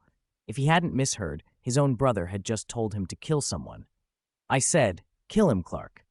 David ignored Clark's stunned questions, looked straight at Jerome, who had barely managed to stand, and repeated in a flat, almost clinical voice. "From Jerome, anger plus 0.02, murderous intent plus 0.02. A stream of numbers and feelings, like a system reading. The emotional points were negligible compared to Clark's, but they were there. The sentence that followed chilled Clark more than the numbers ever could. "If you don't do it, I will." "No, how can we kill someone?" Clark cried out, stunned. Martha had taught them better than this. The man in front of him, the brother he grew up with, suddenly felt like a stranger. "He's killed more than one person. He's already a madman, someone who deserves to die, isn't he?" David's voice was hard. Clark remembered the stories, but he shook his head. "We can't take the law into our own hands." David's face was calm, almost indifferent. He stepped forward. "You let him see your face." Clark's hand flew to his cheek. He had been in such a hurry he had forgotten to hide his identity. The realization hit him like a punch. No wonder David had suggested killing. If Jerome knew who they were, he could come after them, and after their parents. Jerome, seeing Clark up close, showed no fear until David moved. There was something in David now that Jerome couldn't read. As David closed the distance, a coldness like the end of winter settled over him. David's eyes were as hard and empty as the grave. Before Jerome could react, David was gone from where he stood. He hadn't moved with impossible speed. David's powers did not grant true superspeed, but the movement was so swift it blurred. "If I don't want you causing trouble again, your death sentence will just be brought forward," David said quietly. He reappeared directly in front of Jerome, grabbed him by the throat with one hand, and lifted him off the ground as if he were nothing. Jerome gagged and clawed at David's grip, his face going purple. What are you?" Jerome tried to activate his own ability, a charge of electricity rattling across his skin. Sparks licked David's sleeve, turning part of it to ash, but David didn't flinch. His body was like steel, unmoved, unmarked. Jerome's weak attempts to fight were useless. Clark took a step forward. "David, you're what happened to you? Are you really David? David glanced at him, voice soft but certain. It's not like you're the only one with secrets, Clark. Clark, heart pounding, lunged and grabbed David's wrist. Put him down, brother. He meant it with every ounce of pleading in him, but he couldn't pry David's fingers open. He strained until the asphalt cracked beneath his feet, and yet David's grip never loosened. The brother standing in front of him was no longer someone he could easily understand, and the fear of hurting him made Clark back off. Listen, David, you can't kill him, Clark said, voice trembling. Some lines, once crossed, you can't go back. If father and mother were here, they wouldn't let you do this. They locked eyes, one brother begging, the other cold as iron. Seconds passed like hours. All right, David said finally. You don't have to kill him. He set Jerome down, but he wasn't done. I'll take a precaution. David slapped Jerome hard across the back of the head. The blow wasn't meant to be lethal, but it was brutal enough. Jerome crumpled to the cold road and lay still. Clark rushed forward, checking for breath and pulse. He's breathing, Clark said, but Jerome didn't wake no matter how loudly Clark shouted his name. He lay motionless, eyes shut. You still call that killing? David said lightly. Clark stared, stunned. The phrase turned him into a vegetable was both literal and horrifying. David, are you going to call this lynching too? That it's not allowed? David snapped, lifting an eyebrow. He sounded almost amused. Clark had thought about that. Rendering someone permanently incapacitated to prevent revenge was a monstrous thing to do. And yet, given Jerome's crimes and Clark's own part in what had happened tonight, he found himself unable to condemn his brother completely. He wanted a clean solution that didn't leave the family vulnerable. This ends here, Clark said finally, voice hollow. You can take him somewhere. Let the professionals handle it. Don't get involved in this anymore. David glanced at Jerome, then turned away. From Jerome, fear plus 0.04, anger plus 0.03, hatred 0.04. A steady trickle of emotional points appeared in David's mind. He murmured, a vegetable can't be woken, but the brain still has some consciousness. That hurts Jerome more than killing him would. Clark heaved Jerome up and vanished from sight for a moment. When he reappeared, David had barely taken a step before he returned, saying in a muffled voice, I left him at the entrance to the town hospital. Now we go back to school, David added. We should try to make it look like we never disappeared. Clark's afterimage trail was faint when he'd left, one of the few advantages Clark still had. David studied the fading path. My strength and defense are far above yours right now, he said, more to himself than to Clark. But in speed, you still have an edge. A thought flickered through David's voice, half curiosity, half appraisal. If I don't use kryptonite, I wonder who would win in a fight against the Clark of today. Clark walked beside him, his expression knotted with confusion and concern. He had expected David to be the sibling he had always known. Instead, tonight had exposed secrets, power, and a distance between them that made Clark realize he still didn't understand his brother at all. Jarek was tall and thin like a praying mantis, with messy hair and round glasses. At school, he was considered a freak because he collected insects. Timid and prone to avoiding people's eyes, he didn't even draw the attention of the bullies much, who wanted to bother someone who spent his time with dirty bugs. That night, dressed in a black tuxedo, Jarek came home dejected. He'd almost made it to the school dance, then turned back. He still didn't have the courage to go in. Recently, one of his insect jars had been left open by accident, and he'd woken up with his face covered in red bites. He couldn't go to the dance looking like that, not with the person he had a crush on possibly seeing him. The living room was bright. Slap! Is this why you keep shutting yourself in your room, Jarek? His mother snapped as he walked in. She threw a stack of photos and several videotapes onto the sofa. The pictures were of Lana, his classmate, taken from different angles at different times as she walked home, almost like something a stalker would take. The tapes were the same. You can't be sneaking into people's rooms and spying on them, she shouted. Garrick, panic-struck, shoved his treasured jars and bottles back into a bag. How could you do this? His mother went on, her voice rising until she was near tears. Lana's Aunt Nell is in the same club as me. My son secretly takes pictures of her niece all day. How am I supposed to face her? I can't let this continue. She blamed herself. She'd been too deferential, too respectful of his privacy, hadn't questioned his habits. The result, she decided, was this. Secret photos, hours spent alone with insects, growing gloomier by the day. "Tomorrow morning, I'm calling Clermont Military Academy," she declared, "and I'm throwing out every insect in your room." "Absolutely not. What about my insects?" Garrick yelled. Seeing how his mother reacted, angry, determined, he slammed his bedroom door. Inside, he looked at his butterflies, beetles, and spiders in their jars, and his face went calm. He spoke to them the way one speaks to something beloved. "You're so beautiful. No one will ever hurt you. I'll take you somewhere safe." The soil in the jars had a faint, pale green glow. He'd found a meteorite fragment some nights ago and crushed a little into each jar. The dust made the soil glow at night and made the insects look more beautiful. He'd even sent a glowing butterfly as a gift to Lana. "I wonder what she looked like when she got it," he murmured. "Too bad I couldn't catch her face." Obsession took over. Jarek packed every jar and bottle he owned into the car. He planned to take them to the abandoned treehouse where he'd played as a child. Hide out there, rather than be sent off to military school. "Jarek, where are you going?" his mother called as he started the old car. He ignored her and drove straight for the treehouse. He hadn't gone far beyond town when the car hit a muddy rut. Crash! The jars tumbled under the force of the jolt and shattered. Freed, the insects, dusted in the meteorite powder, swarmed inside the cramped car and began to bite the driver. "No, don't bite me!" Jarek screamed as sharp, burning pain flared across his face and hands. The wheel wrenched under him, and the car lurched into a roadside thicket. He kept shouting as the glowing insects bit and stung. His screams echoed across the empty countryside until, finally, they faded. Jarek fell into a coma. At the Great Hall, the night had become chaos. After a terrifying scare that left everyone shaken and drenched, like people who just had the wind knocked out of them, the dance could not continue. Someone called the police.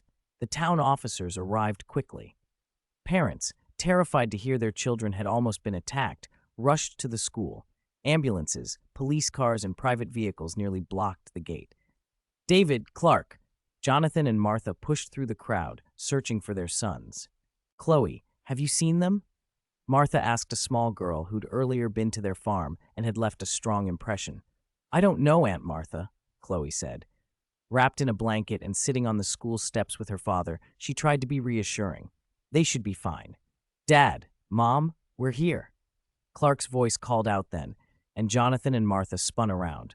"Where did you go?" Chloe asked, puzzled. Clark and David walked up. Clark scratched the back of his head. He was not good at lying and looked nervous. "David and I didn't have dance partners," he admitted. "It got boring, so we went outside for some fresh air." No one pressed them immediately. Everyone was shaken and distracted. Jonathan glanced at his younger son's clothes. Clark's outfit had been changed since he'd left home, and then patted him on the shoulder. "Are you two all right?" he asked. "We're fine, Father," David said, forcing a smile. Clark echoed that he was fine.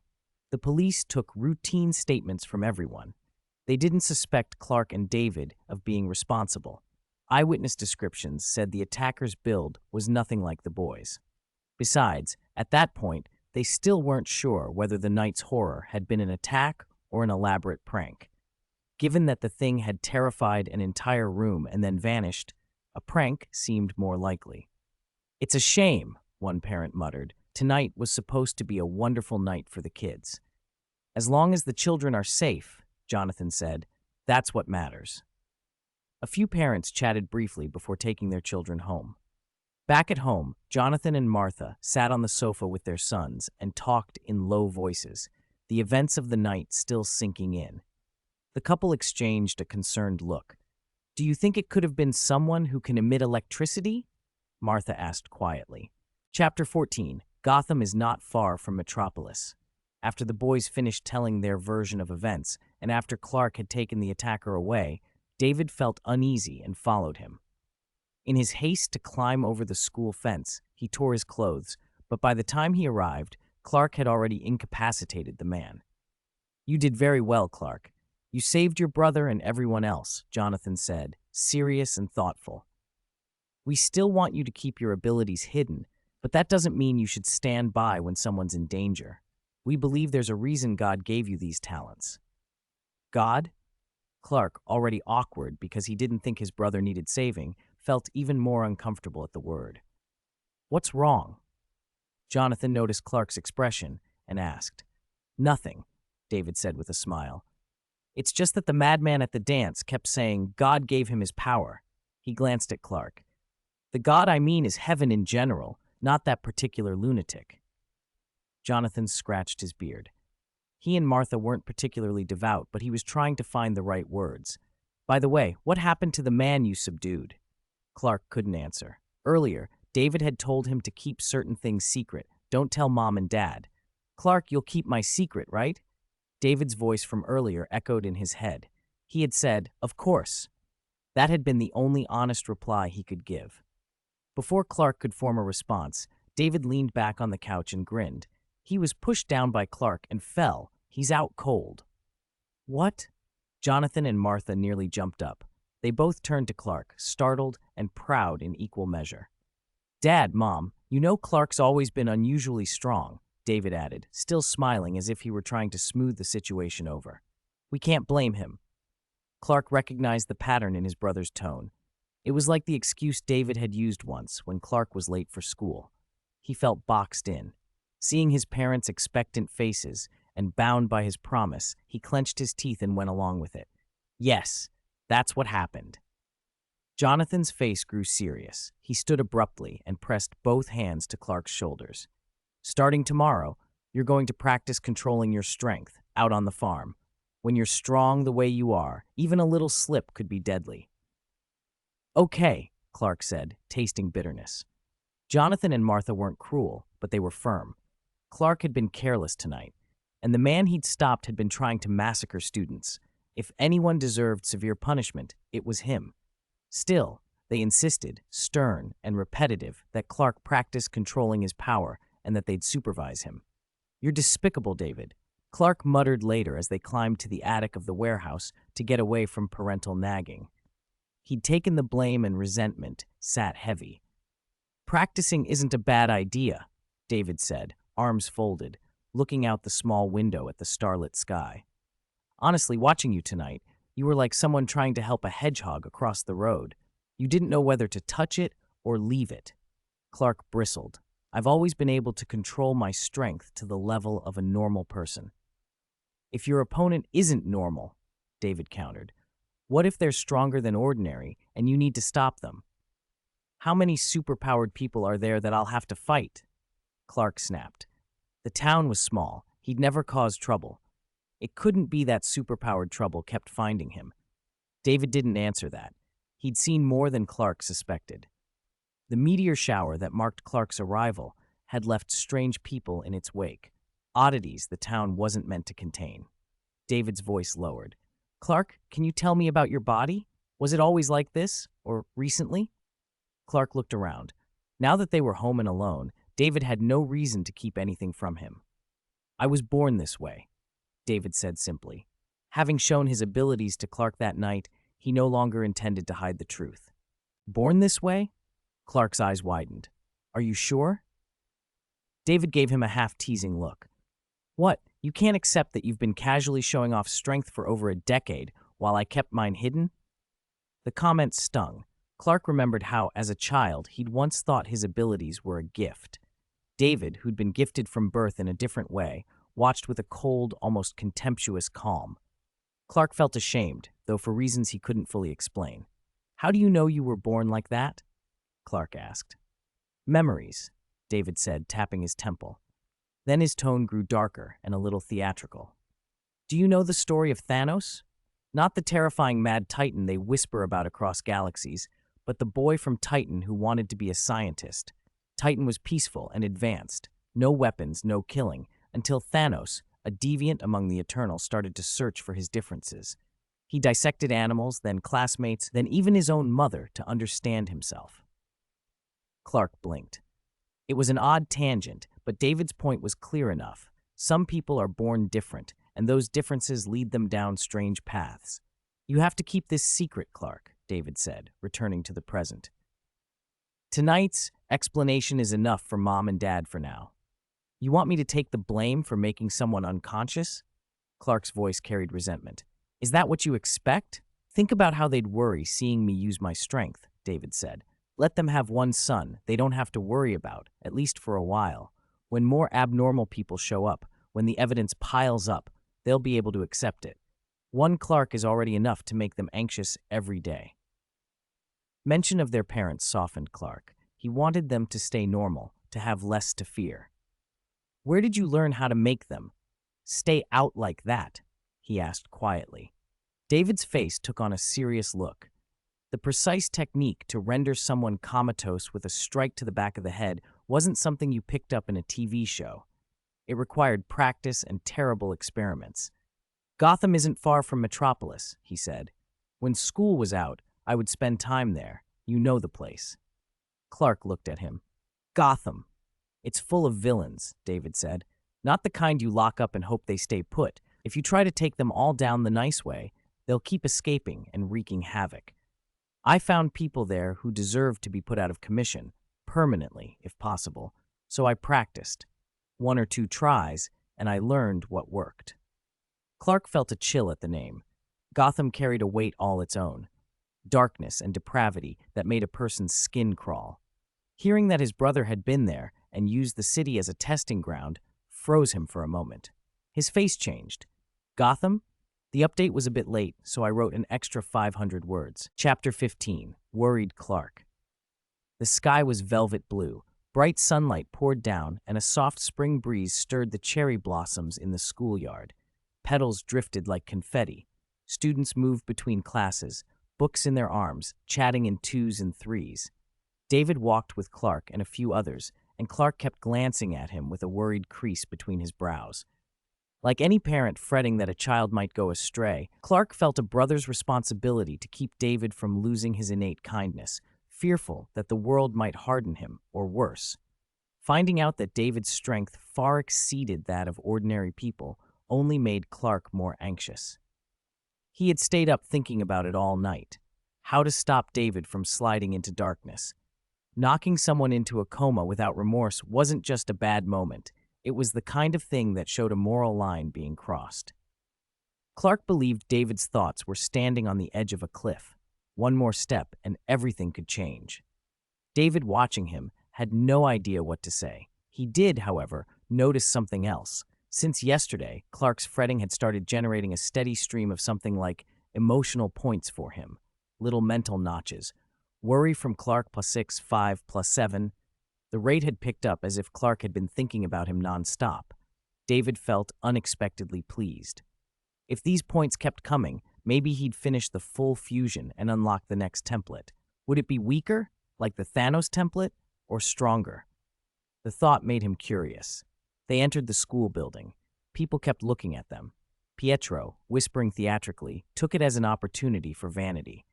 Finally, people realize being short doesn't hurt my charm, he muttered. Give it a rest, Pietro, Chloe said, folding up the newspaper she'd been reading. They're looking at Clark and mostly at David. David didn't have Clark's super hearing, but his keen senses picked up the reason from hushed whispers. In a small town like Smallville, news traveled fast. Someone had seen members of the high school football team at a bar trying to pick a fight, and instead getting their asses handed to them.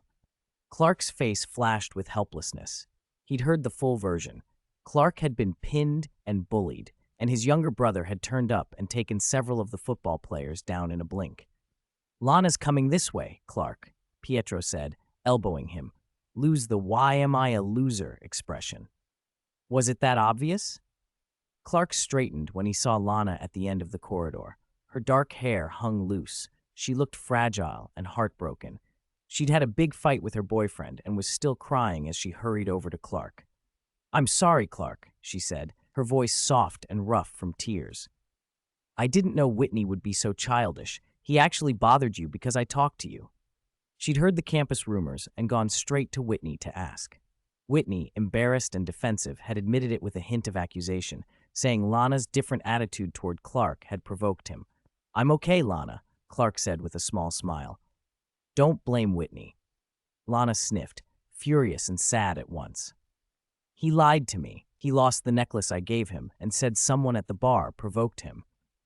Her hands trembled as she brought it up. I don't know if I can trust him. I think I need to rethink things with Whitney. Clark, unused to this kind of comforting, scratched the back of his neck and said the only thing that came to him, "Don't cry." David watched it all and rolled his eyes inwardly. Clark's easy, self-effacing kindness, defending the boy who just embarrassed him, was hopelessly unromantic. No wonder Clark never got the captain of the cheerleading squad. Clark gave David a small, almost imperceptible wink, a prompt. Yesterday they'd agreed to return Lana's meteorite necklace if they found it. David reached into his pocket and took it out, handing it to her calmly. "This is yours. Clark found it and asked me to keep it safe." Clark had wanted to give it back himself, but worried he'd make a fuss, collapse theatrically, or do something embarrassing, so he'd let David do the honors. Lana's face lit up. She took the necklace, wiped her cheeks, and managed to smile. "Thank you, David," and Clark. For a moment, she misunderstood. If Clark had found it, why hadn't he returned it himself? She guessed David might be trying to set her up with Clark. She studied David again, curious. He didn't play sports and often sat with a book. He was tall but not showily muscular. How had he beat Whitney and the others? Clark watched Lana's expressions closely and felt a hollow worry. Then hurried footsteps echoed down the hall. "Lana!" Whitney came running, his face torn between regret and anger. He'd realized he'd overreacted and now wanted to win her back. "I'll head out," David said lightly. "Clark, we're going." Lana didn't want to face Whitney.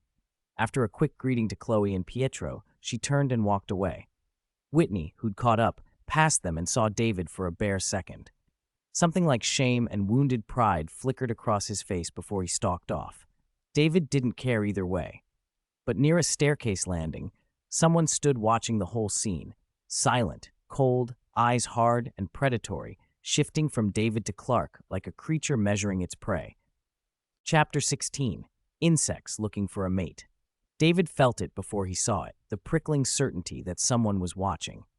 He swung his head, and the others followed. A man in a black jacket with slicked-back blonde hair stepped into view, his face unreadable and cold, like a predator that knew it ruled the food chain. He didn't seem to notice the four of them as he turned and began walking in Lana's direction. "Was that Garrick?" Pietro asked, only half expecting an answer. It took a few seconds for the others to place him. Chloe's eyes widened. "It took me a second to recognize him," she said. She used to commission Garrick for insect science pieces for The Torch, her school paper. The Jarek she knew would never have dared to meet a girl's gaze. He'd been awkward and skittish. This wasn't just a change of clothes or the removal of glasses. His whole bearing had shifted. Chloe rubbed her arm as if to dispel a chill. "He gives me the creeps." Her reaction wasn't embarrassment. It was more animal, an instinctive warning like a deer sensing a predator. David and Clark, though, didn't feel it. The four of them kept talking as they walked toward the editorial room. Chloe flipped through the paper, then frowned at another headline. "Listen to this. Jerome Cree. Remember him? He was a student here over 10 years ago. After the meteor shower, he was found in a coma. Apparently there was a medical equipment accident, and he disappeared from the state hospital. They found him yesterday outside Smallville Hospital." "Someone stole a comatose patient and dumped him outside our hospital?" Pietro wondered what possible motive there could be. David and Clark exchanged a look. Clark's expression turned wary. "I'm definitely putting that on my wall of weird," he said. Chloe had an entire wall in the activity editorial office designated to cataloging oddities, clippings, photos, and notes about meteorite-related incidents. She taped the newspaper to the collage. The wall was a patchwork of headlines about strange events. At the center, a magazine cover caught their attention. "It's Lana," Clark said softly. The photo was of Lana as a child, in a pink princess dress, holding a fairy wand, like a little girl waiting to go to an amusement park. But she was dirty and disheveled, her face streaked with tears. The headline read, "Heartbroken Angel After the Meteor Shower." The old disaster, the meteor shower that had killed many and torn lives apart, including Lana's parents, had been the reason Clark had first noticed her. He had watched her in secret for a long time. Those early glances had turned into something more complicated. Class, the biology teacher was saying that hour, don't write insects off because they're small. In terms of numbers, insects are the most diverse group on Earth. Cockroaches, ants, bees, moths. They have incredible abilities, and while most of them live fast and die young, once they reach adulthood, a powerful genetic drive compels them to mate. They expend energy, fight rivals, and do whatever it takes to pass on their genes. The lessons slid by. The afternoon ended in a blur. As the sun hovered near the horizon, David and Clark left the school. By the gate, Jarek, the same cold, composed figure, stood smiling at a tired-looking Lana. "Lana, you look like you could use a pick-me-up," he said. "There's a nice coffee shop in Smallville. Want to go? I was hoping you could help me with a literature report." Lana forced a polite smile and shook her head. "Jarek, I already told you earlier.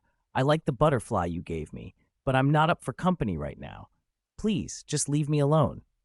Whitney trailed after them, desperate and clumsy in his attempts to win her back. Lana, raw from a recent breakup, sounded exhausted when she tried to put him off. "Oh, okay," she said finally. Garrick's smile stiffened.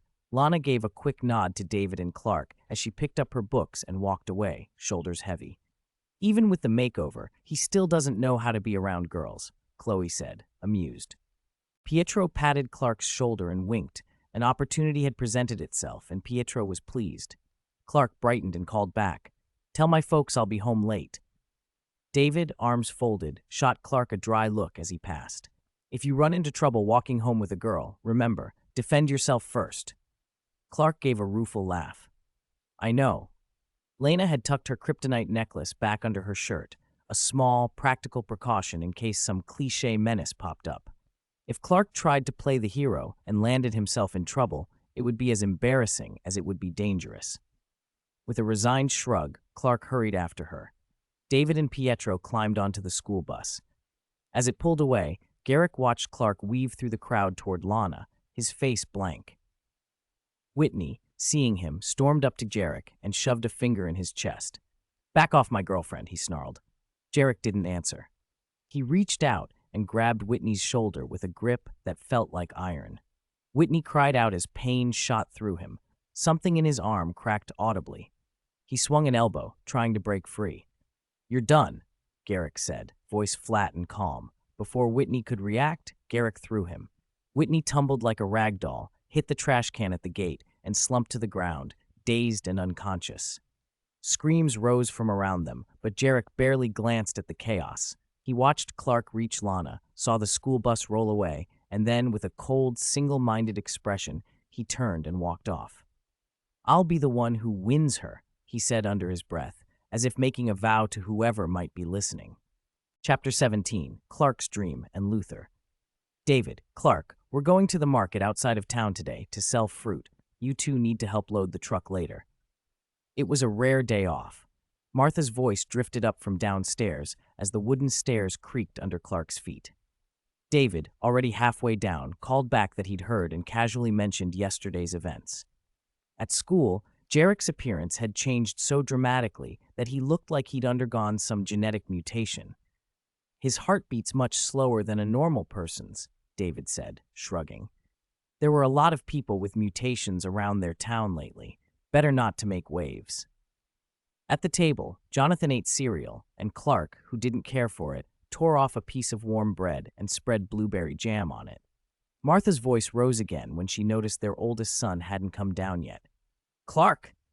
There was a dull crash from upstairs, a sound like wood breaking, and Jonathan smirked. When did Clark get such a temper when waking up? "Are you all right, Clark?" he called. Clark, a little flustered, answered from the landing. A moment later, he sank into his chair, looking guilty, like a kid who had just been caught. "My bed. The bed's broken," he said, embarrassed. "When I woke up, I was floating in midair. After the first shock, I fell, and one of the legs snapped." Martha's face softened. The idea of flight made her careful fingers fold around his. Clark could feel the old, distant ache, the certainty that he was different, that he didn't belong. He worried about what else he might not be able to control. "Floating?" David asked, not surprised now that Clark explained. "I thought it'd be something else." Jonathan's eyes flicked with a mix of concern and a father's steady reassurance. Adolescence shifted the body so fast, maybe his strength had changed again. Don't be afraid, Clark. Whatever it is, it's part of you. You'll learn to control it. Martha squeezed his hand. No matter how many unusual talents you have, you're our son. Her voice was gentle and firm. Clark felt a little of the shame and fear ease. I heard something else when I woke up, Clark said, throwing himself a little further into embarrassment. Someone's name. I thought it was someone next door murmuring in their sleep. David, chewing his bread, raised an eyebrow at him in a way that made Clark's face heat. Before Clark had woken, he'd been flying in a dream, farther than the attic window, all the way over to Lana's house, hovering above her while she slept. He swore he'd done nothing. It had just been a dream, though an oddly vivid one. He hoped he hadn't said anything aloud. Did I actually say it out loud? Clark asked, nearly choking on his milk. Martha frowned, worried. A nightmare, Clark? No, Mom. It's getting late. We should finish breakfast and load the truck, or we won't get a good spot at the market. He changed the subject quickly, his cheeks still warm. After breakfast, they made their way down to the farm entrance. Clark and David hauled boxes of fruit from the cool warehouse. Dozens of pounds of apples and peaches felt as light as feathers in Clark's hands. He could lift and stack them one after another without breaking a sweat. When he turned, David had only loaded 2 boxes, while Clark had already carried 7 or 8, moving with a casual ease. Can you hurry up? Clark couldn't help snapping. Clark, your brother doesn't have your strength. Don't rush him, Martha said gently. Clark opened his mouth to remind her that David wasn't as weak as she thought. Once, when Clark had tried to show off his strength, he hadn't even been able to budge one of David's hands. There had always been reasons Clark didn't use his full power. He had become the family's workhorse on the farm over the years, driving fence posts and plowing fields so his parents didn't have to hire help. He loved helping them, but realizing David might also have unusual strength made him resentful. So much of the heavy work had fallen to him while David watched.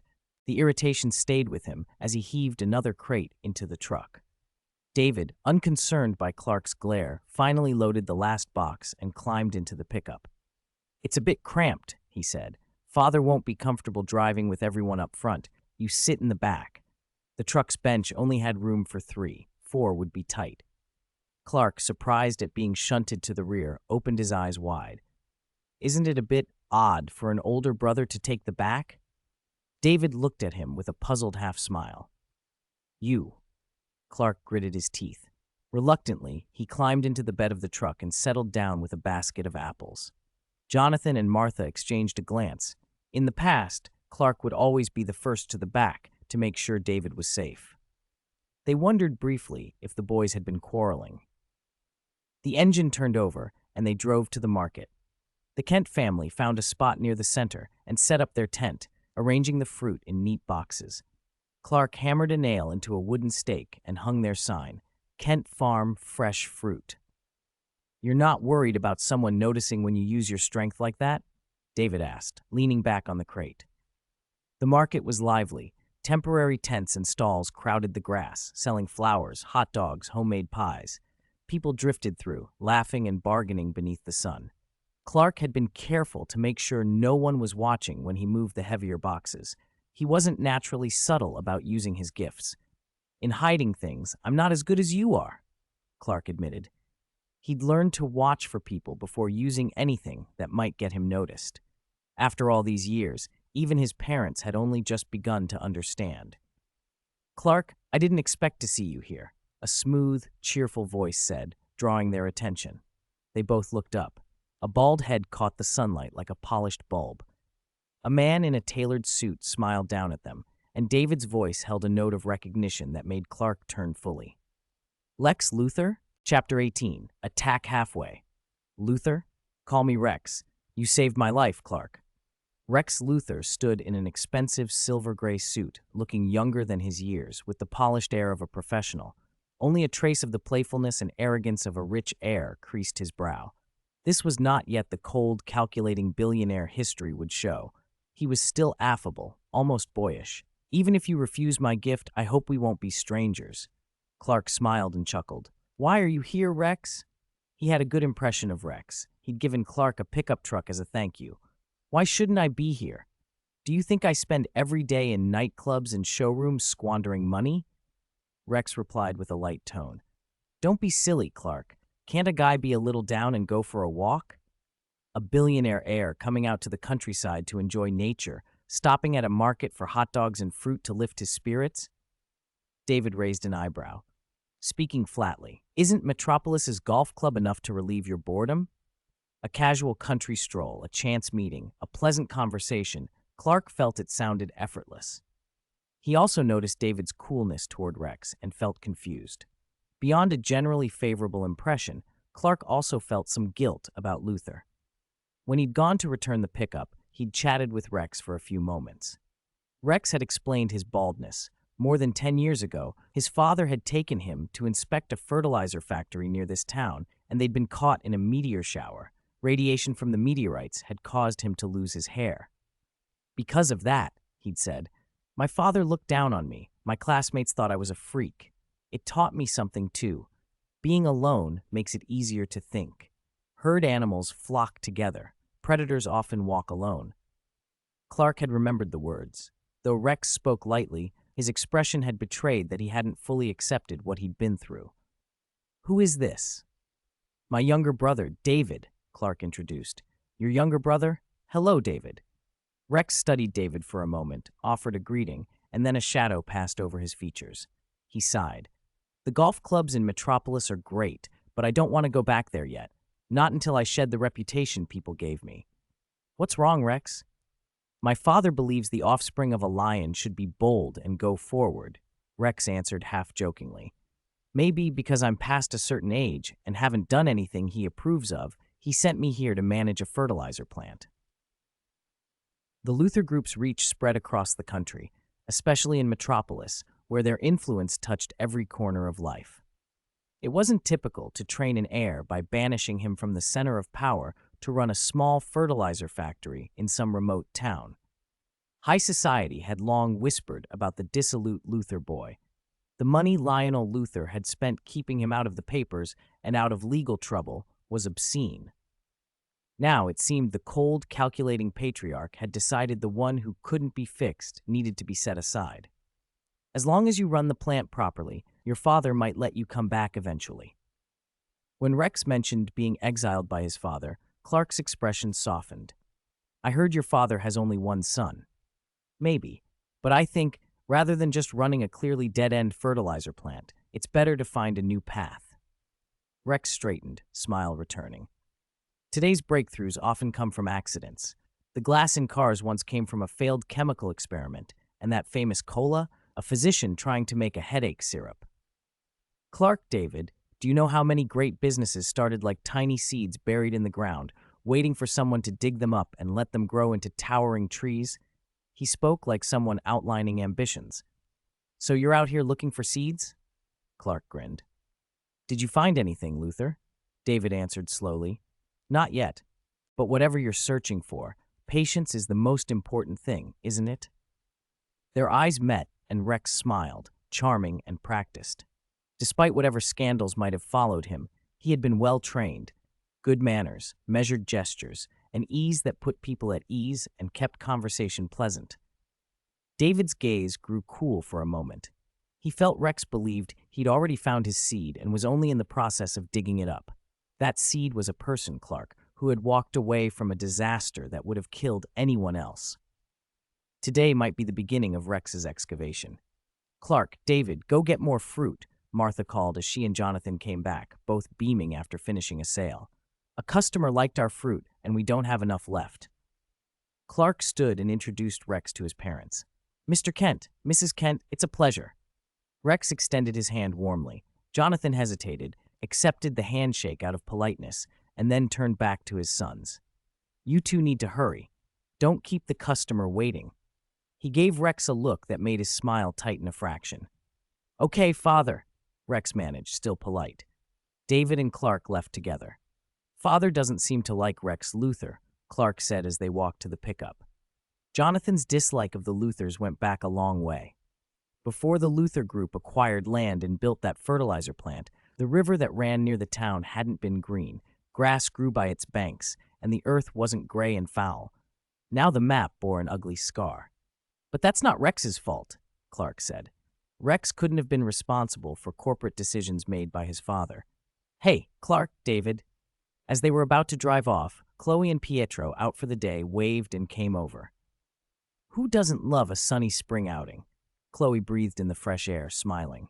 They chatted for a bit, and then Pietro's expression turned serious as he remembered something. Oh, by the way, have you seen Jarek? No. Why? You might not believe this, but yesterday Jarek knocked Whitney unconscious at the school gate. She had to go to the hospital. The police found Jarek's mother murdered at home. Her body was wrapped in something like a spiderweb, and Jarek's disappeared.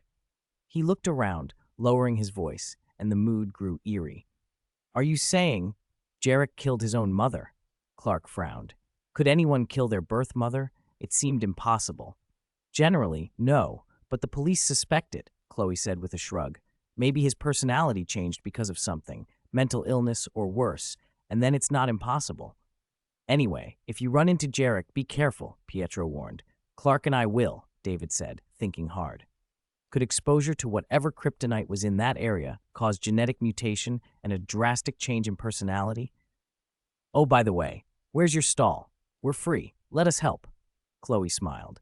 She and Pietro often visited the Kent farm and were close to the family. Thanks, Chloe. Pietro. After Chloe pointed out the stall, David and Clark started the pickup and headed onto the highway. The countryside road was nearly empty, the pickup's engine humming under a clear sky. Clark sat tensely, staring anywhere but the road. Can you watch the road, Clark? David frowned. If we wreck this truck, that's an additional expense for the family. If Garrick really snapped, Clark kept glancing sideways. Will Lana be in danger? Get out of the way. David's voice cut through the conversation as he reached for the wheel. From a large tree beside the road, a dark shape moved with unnatural speed. Like a shadow given form, it crossed several meters in an instant, fluid, precise, and deadly, its motion reminiscent of a praying mantis striking at prey. It plunged toward the pickup with tremendous force, a living blur descending from above. Chapter 19. Do you want to be Superman too? Screech! Screech! On a deserted country road, the sharp squeal of tires tore through the stillness. A hint of burned rubber hung in the air as an old red pickup fishtailed around a bend, trying to dodge a figure who had leapt down from above. Mid-air, the figure twisted his body, reaching for the roof with 5 fingers that only grazed the metal and missed. A metallic screech filled the night as the truck swerved off the road. David slammed on the brakes and Clark leapt out. The man who had taken that suicidal leap did not lie broken on the asphalt like any ordinary person would have. He flipped nimbly and landed on his feet as easily as a cat. Jarek? The black leather jacket, the slicked-back golden hair, the familiar profile. Before the man could fully turn, Clark had already recognized him. Why are you attacking us? Jarek moved with an unsettling calm. His eyes were cold, and there was a predator's confidence in the way he slowly turned. She stood in my way, he said. You're next. Clark felt a chill. I heard something happened to your mother. Was that you? Garrick laughed, a short, humorless sound. She was only in the way. I don't answer to the same rules anymore. There was something in him now that hadn't been there before. Not the old, timid, withdrawn boy, but a man who carried himself like an apex predator, disdain leaking from every pore. I'm above your morals, above everyone's. David stepped closer, looking at the 5 long scratches on the pickup's roof where the paint had been torn. He spoke with a cold, mocking tone. You want to be Superman too? Jarek's face twisted with fury at the insult. David, you're asking for death. Clark's hands trembled with worry and a sliver of hope. Jarek's behavior was erratic. Maybe he was mentally unwell, maybe something could be done to bring him back. Jarek, you need help, Clark said.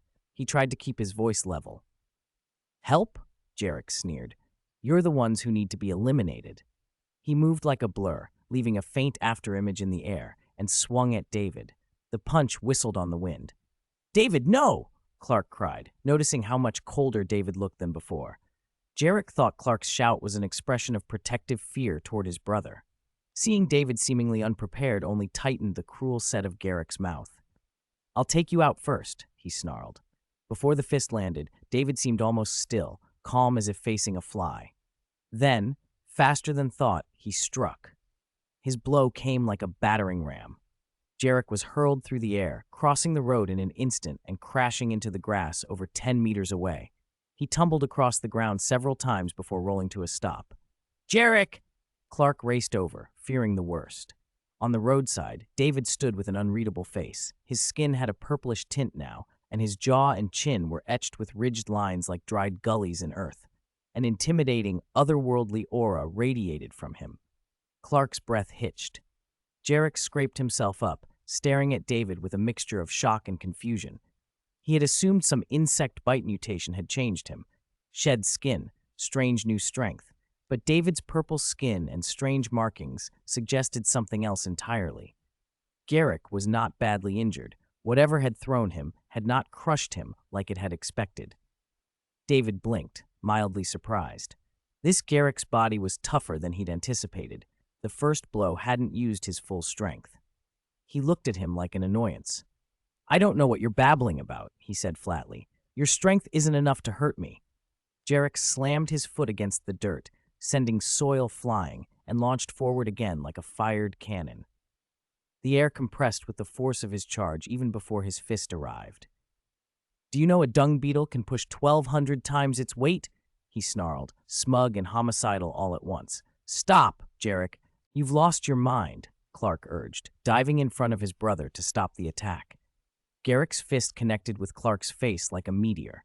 Clark flew dozens of meters end over end, a spray of dust and gravel marking the path of his flight. He hit the ground hard, then dragged himself up, vision blurred. David sighed, watching the son of Krypton being flung back. Holding back had consequences. He always ended up paying for it. Jarek charged like a collapsing mountain, his fist coming down to crush David's skull. David turned his head as if uninterested and raised a single hand. He caught Garek's punch in his open palm as if arresting a child's mischief. The force met immovable resistance and stopped dead. The impact threw up a white blast of air that kicked dust into the sky. The asphalt under them cracked and exploded outward, leaving a crater several meters across as stones and gravel screamed away like shot. Clark, just returning to his feet, had to shield his eyes from the spray. A dung beetle? David said dryly. Sorry, I'm not interested in insects. Then he closed his hand like a hydraulic press. Garek let out a raw, blood-curdling scream as bones cracked. His palm shattered under the pressure. The sound of splintering bone was sickening. He went down to his knees, fingers mangled, a warm, reddish-green, viscous fluid seeping between the gaps. David casually opened his hand and glanced at the ruined, blood-streaked appendage. Were you mutated by an insect? He asked with faint disgust, recalling Garek's earlier boast. Garek's eyes turned feral. He lashed out with his other arm in a desperate, painful strike, but David moved like lightning, slipping behind him. Garek spun, and his fist sliced through air as David's hand wrapped around his remaining arm. David's grip was unyielding. With a casual twist, he snapped the arm as easily as cracking a twig. Jarek screamed again and collapsed to the ground, both arms useless, his face twisted in disbelief and agony. He had tested his limits since waking up, had thought his new hardened bones made him invulnerable. Now those bones lay ruined in a single, unbothered motion. You overestimate yourself, David said flatly. A bug that provokes humans doesn't last long. He took a step forward, ready to end it. A flash of motion cut in front of him. Clark was already there, hands outstretched, placing himself between David and the broken, panting man on the ground. Don't kill him, Clark said.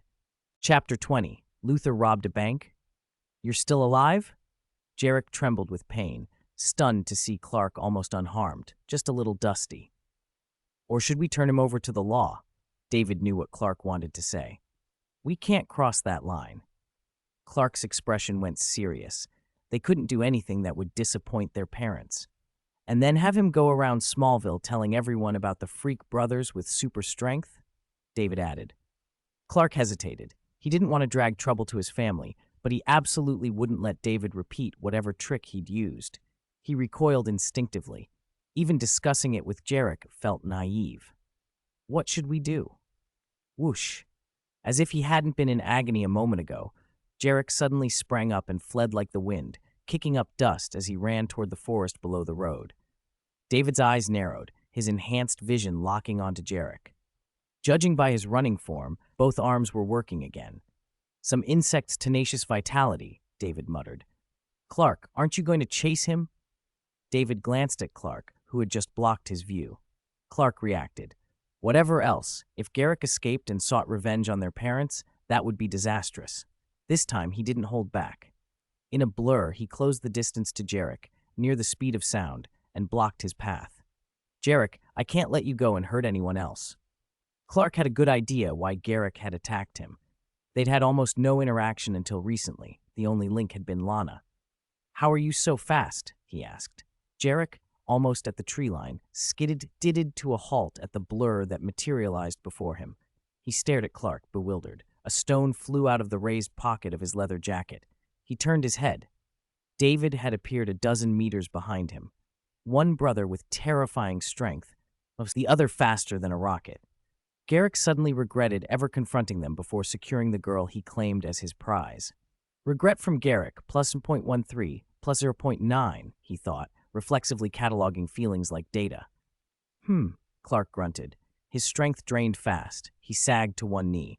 He glanced at the stone that had fallen a few meters away. Its gray-black exterior revealed glints of green crystals inside, faintly glowing. A meteorite, like Lana's necklace, he said under his breath. It was more than 10 times larger than Lana's pendant. His face went pale. Garrick, who'd assumed the meteorite might explain his mutation, suddenly realized it was Clark's weakness. He reached for the stone to use it against Clark, but seeing David behind him, he abandoned the idea and tried to run. Fear from Jarek, plus 0.22. The thought registered too late. What a pity. David stooped, grabbed the meteorite, narrowed his eyes, and hurled it. The rock screamed through the air, a sharp sonic boom trailing behind it. The force carried was greater than an anti-material rifle round. It struck Jarek squarely in the head. Bang! Jarek, mid-run into the trees, exploded like a watermelon. Wind and debris spread into the woods. Leaves rustled, and red and white splattered the undergrowth. Clark's eyes widened. A man lay dead in front of him. David? I had no choice. There were no more emotional points left in Garrick. He was truly dead. Whatever regenerative ability he'd had wasn't strong enough to save him this time. David spread his hands helplessly.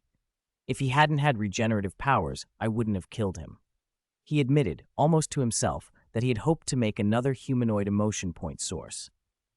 Madness from Jerome plus 0.15, hatred plus 0 len, he noted. He couldn't imagine what it felt like to be conscious, but trapped inside a blank, vegetative shell.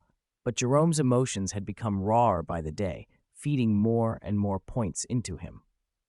You killed him, David, Clark shouted, shaken. You could have overtaken him. You could have moved the meteorite and let me chase him. He should have been more careful. If he hadn't been affected, he could have stopped David. Regret hit him hard. Regret plus 16, anxiety plus 15, worry 13, he felt. Then what? David replied calmly. What if I did catch him? Did you have a better plan for dealing with him? He picked up the meteorite and started to walk away. I'm waiting for you to tell me your better solution, Clark. But is there one? Clark asked. Once the kryptonite radiation faded, his strength returned. He looked at Garrick's ruined head with a sick feeling and clenched his fists. David drove the car back onto the road. Clark, hands dirty, rejoined him with a look of bitter disappointment. What did you do? I buried Garrick deep in the forest, David said. If we go by the law, you've destroyed evidence of my killing Garrick. You're an accomplice, and you'd be charged with me. David chuckled. That about right? Clark looked up at him seriously. But you're my only brother. David shook his head. If you, Clark, hadn't sounded like a juvenile detention counselor lecturing a repeat offender just now, maybe I would have been moved for a second. Maybe. David hadn't planned on killing Jarek. He hadn't expected Jarek to come looking for trouble and to try to kill Clark. Unsurprising, Lana's involvement made people do stupid things. Like an insect driven by mating instinct, he eliminated a competitor, David said flatly. Because Jarek could regenerate, he couldn't be turned into an emotion point generator, so David had to kill him. It was a pity. Clark had hoped he'd never face another Jerome-like dilemma, and would keep careful watch over David. For a while, the worry eased, but after David killed Garrick, Clark's fear that David might spiral into depravity flared back up and grew stronger. Worry from Clark +19, +20. David ignored the brooding Clark and sat in the passenger seat, idly looking at the passing scenery. After they drove away, a large white wolf with glossy fur slipped out of the trees and watched them go, confused, as if puzzling over something. They made a brief stop. David secretly touched up the car's paint, then used a powerful blast of air from his lungs to speed the drying. Clark decided not to tell their parents about the incident yet. He didn't want to worry them. The whole mess with Garrick had taken David little time. Loading the car with fruit and returning to the market took less than an hour. Mr. Lex Luthor was still at the stall, chatting with Jonathan and Martha under the pretense of wanting to learn about Smallville's produce trade. Martha thought it might be good news if Mr. Luthor became a buyer. She didn't keep him at arm's length as Jonathan did. "Hi," David greeted Chloe and Pietro, who were helping at the stand. Business was slow. They didn't have much to do. "Mr. Luthor, my family's fruit look that appealing to you," Clark joked, noting the way Mr. Luthor lingered. Mr. Luthor watched Clark's slightly dark expression, then looked at David, who seemed perfectly ordinary after his outing, and turned back to Clark.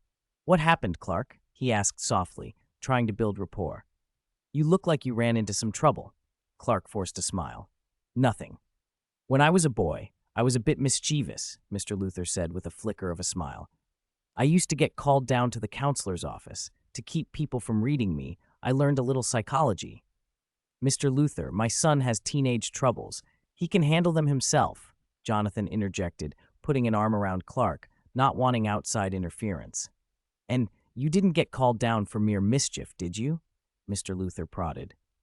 David watched quietly, guessing why Jonathan wanted to deflect. The morning's floating incident was probably what they were worried Mr. Luthor might pry into. Before anyone could answer, a group of police officers with guns pushed through the small crowd, badges and an arrest warrant on display. The onlookers parted, forming a ring to see what would happen. "Mr. Lex Luthor, we are the Smallville Police," an officer announced. "We have reason to believe you were involved in a bank robbery. Please come with us to assist in the investigation." "Robbery?" Mr. Luthor blinked. "People saw you rob the town bank with a gun half an hour ago, stealing $100,000. You may have been wearing a bulletproof vest under your clothes. After being shot twice by an on-duty security guard, you still escaped," the officer continued. "Me, rob a bank for only $100,000. Mr. Luthor's laugh was edged with incredulity. "Officer, the yearly donations my companies make to this town's schools, police, and fire department total more than that." Jonathan and Martha exchanged worried looks. Rob a bank? The crowd buzzed. Everyone knew Lex Luthor's name. An acquisition or corporate business would make more sense than armed theft. Mr. Luthor glanced toward the Kents, at Clark and David. "I've been here for the past hour. The Kent family can vouch for me." All eyes, police and onlookers alike, turned toward them. Jonathan opened his mouth, speechless for the moment.